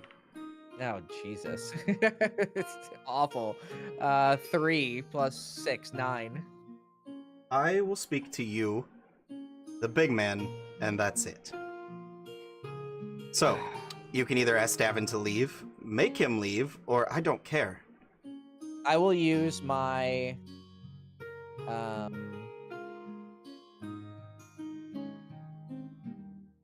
my tactical mind. Oh, that's an ability check. This wasn't a check. This was a... Or this was a check, wasn't it? Persuasion check is an ability check. Yeah, okay. I'm gonna roll a 1d10 and add to it. Sure. And use a second wind, which I definitely should have used in the fight. I need to remember my my stuff. Okay, 1d10. For future reference, I think you need to use this before you know the result of the roll. But No, it says that's when you okay. fail. When you fail the check. Oh, when you fail an ability check. Gotcha. Okay. Yeah, yep. Add 6 to it. So it was. What was a So 3? it was a 3 plus 6, which was a 9. Oh, 9. So this is 9. adding 6 Okay, to so it. So it's a 14. I will speak with you about this matter. I do think Davin needs to leave the room because this does not concern him. And our buddy, He the can one who just like he can stay if you trust him. Davin, are you cool with this? I don't. You guys are in a guild together. If she isn't going to speak while I'm around and you know what's going on, then so be it. Okay. So he leaves the room. He leaves, and well, they had conjoined rooms essentially, and Yeah. just like a wall between their two rooms, and he just goes back to his room. Okay, so muted gray, muffled environment. I Yes. see you. You're clutching a satchel. There's something inside of it, like vibrating or like pulsing. Then I turn. You look at this dude who's like in this fiery molten armor with this big great sword that's scorching the earth everywhere it goes. He has a brazier as a dude is obviously a bad guy. Walks past you, goes to a bunch of sleeping people, lights some chick on fire. I'm presuming kills her, and then turns around and looks at me, and then you just start muttering and says, "The crown carries a cost." And then you say, did you just say indeed? I agree. The crown does carry a cost. That's weird. And then you said, don't wake me, and kept clutching the thing.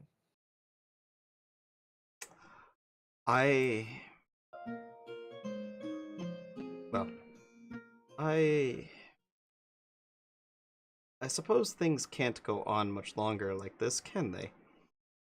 So she's going to reach down, and on the side of her bed, she's going to pull up, and that exact satchel that was in your guys' dream is That's there the one. in her hand. So this is what I am traveling for. What my patron traveled me for. Sent for, I should say. And she opens the satchel and then like pulls out like a heavy like ebony wood box and sets it down. And you're kind of like caught off guard. There's like it's like the room got colder as soon as she brought it out. And she opens it, and there is like a long, almost like stiletto like shard in the inside the box. And it's just pure black obsidian, like slight hints of like this white lines running through it. My benefactor thinks they can stop the burned sleep with pieces of this. And this is a crown of sorts. Crown of darkness, to be, quaint with you. I know, lame name, but I didn't make it.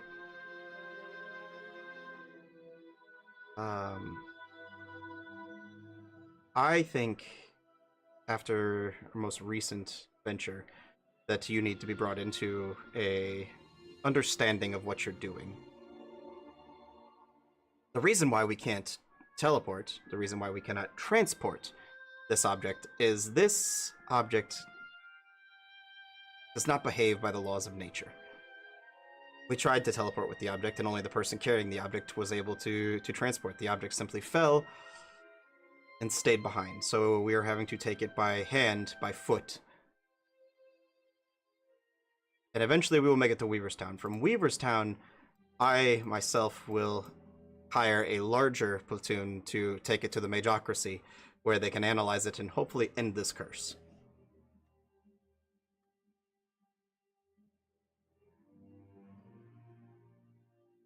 Where's the Magocracy? And the far north. Mm-hmm. A friend of mine in the Circle of Ethereal Sovereignty will be analyzing this. It is a shard of the Crown of Darkness, one of 3, and they believe that the other shards are being used to plague the land with the burned sleep. So they think by studying this, they could find a way to reverse it. Where did you even find this one? Well, this one was found in Ravenstag, to the very far north, outside Rovania. Just like it was laying on the floor. I mean, what's going on? It was in a crypt. So you went searching for it. I followed a lead and took it from its place of rest. Yes. And who sent you on that lead? Your patron, your benefactor. Who is this person?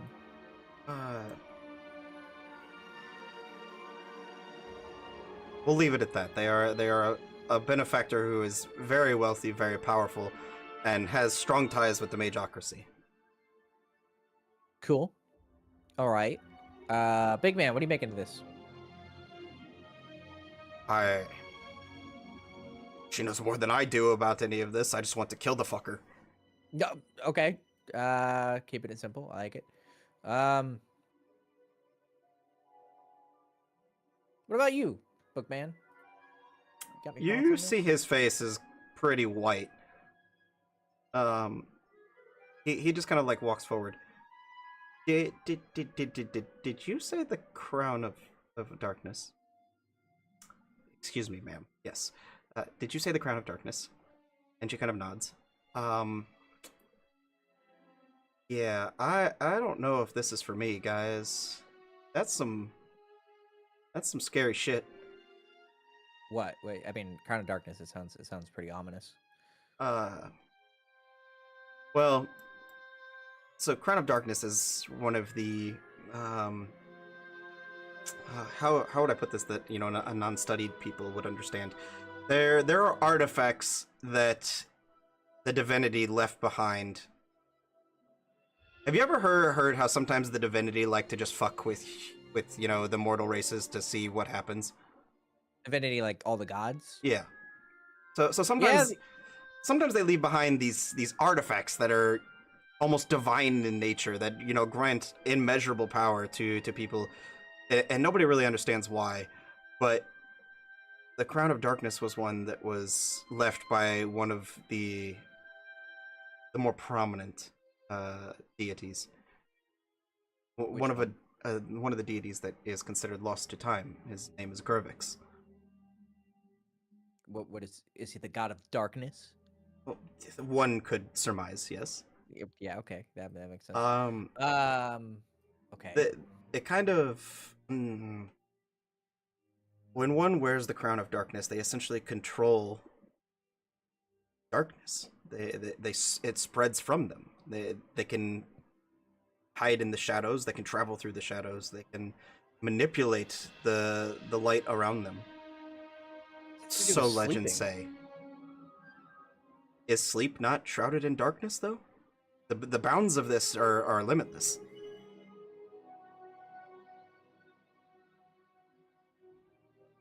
Okay. I mean, shit. I'm already trying to kill one god. Maybe this will be a second one. Well, I don't think the god is involved. Gervis and Magus, the two, original gods, the ones who preceded the rest, who are believed to have created these worlds and these peoples and these nations. It is, well, there's a reason why they're forgotten, right? They kind of disengaged from the world, so I doubt that they're involved. However, Okay. their abilities and their power that they left behind in these artifacts, I think, could be influencing. I do have to agree with whoever Miss Zinnia's benefactor is. They could be influencing this curse on the world. They would have the power to do so.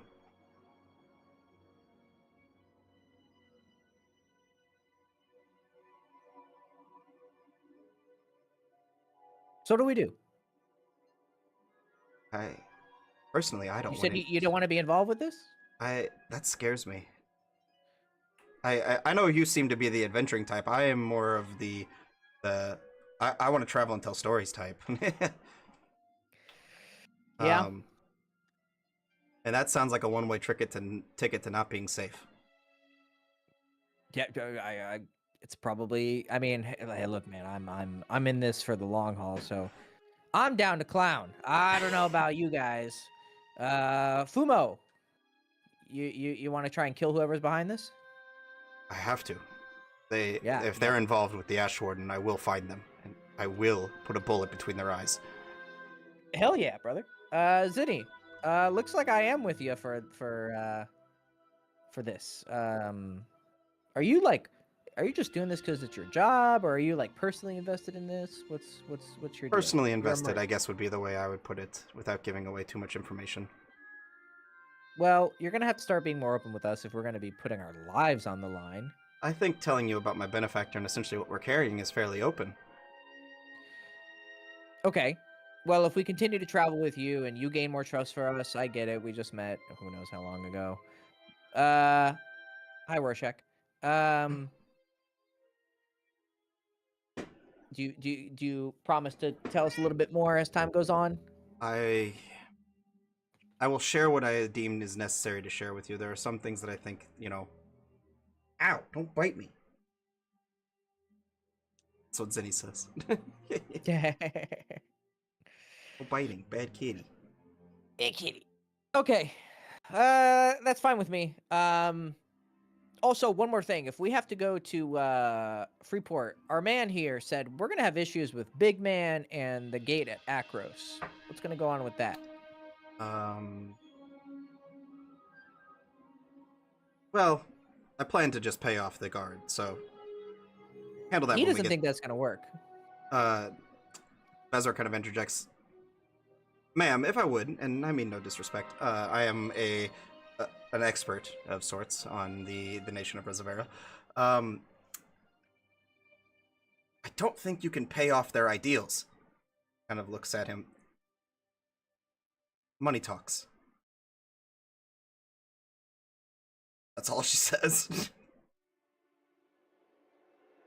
I mean, would you accept payment to not do this mission right now?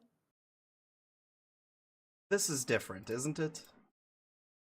I don't know. I mean, this guy hunts people there. Are you gonna be able to keep your cool, Fumo, or are you gonna shoot everyone you see?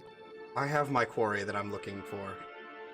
If they don't start Okay, anything with me, I won't start anything with them. so Ash Warden here, random werewolf here. They start something with me, I put a bullet between their eyes.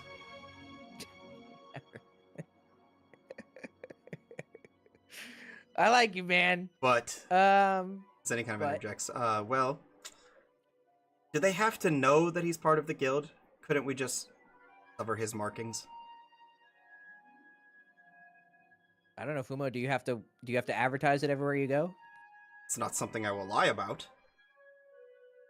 Okay. I mean, I can't lie about anything either, but we just have to not be asked. They don't ask, I will not tell. All right, good policy. Zenny just kind of looks to all of you. I hope you realize that the job that you are accepting, instead of rather just being bodyguards from here on out, is a more more in depth than what we originally asked about. Honey, I'm trying to kill a god of torture, so this is still small fry shit to me. And I hope you expect, or don't expect me to help you kill said god, since you're doing this job. The favor will not be returned. Uh, I'm gonna get plenty in return by whatever shit we deal with, and then don't worry, it's my oath. You don't have to worry about it. I may ask for help later, but whether you give it to me or not is not tied to me helping you. Well then, I am gonna need money though. That's gonna definitely help money with. I can have plenty of. Yeah, that's gonna help me do a lot of things. Because as you said, money does talk. So can we agree to higher pay for this? I mean, what do I have to help you do? Let us get to Freeport, and we'll talk from there about Okay. what the next steps in the negotiations of your contract are. Okay. Fair enough. What are we gonna do about the sleep thing? Because you got burned, even though we Uh, have wards. I believe that the shard lessens the power of the wards. Um, Yeah, So we need to move fast. I need to move quicker, I think. Okay. So, do you think we should get more horses, more? We can we can shop around town for an extra horse or two and maybe increase our pace. I do think traveling through the night is going to be a necessity. Maybe 1 day of rest for every 2 days of travel. We're gonna need a lot more just. Well, I can take care of that while we're in town. Do you think that since we're gonna be dealing with some powerful shit, do you think we could get a loan? I'm a fan of this mall, but I could probably use something a bit stronger and maybe some better armor. We can do some shopping here in town today. Find you something. Okay. We'll find you Shop something. time! Shop, shop, shop, shop, shop! And that's where we're gonna end today's session. Shop session! Yeah, that is where we're gonna end today's session.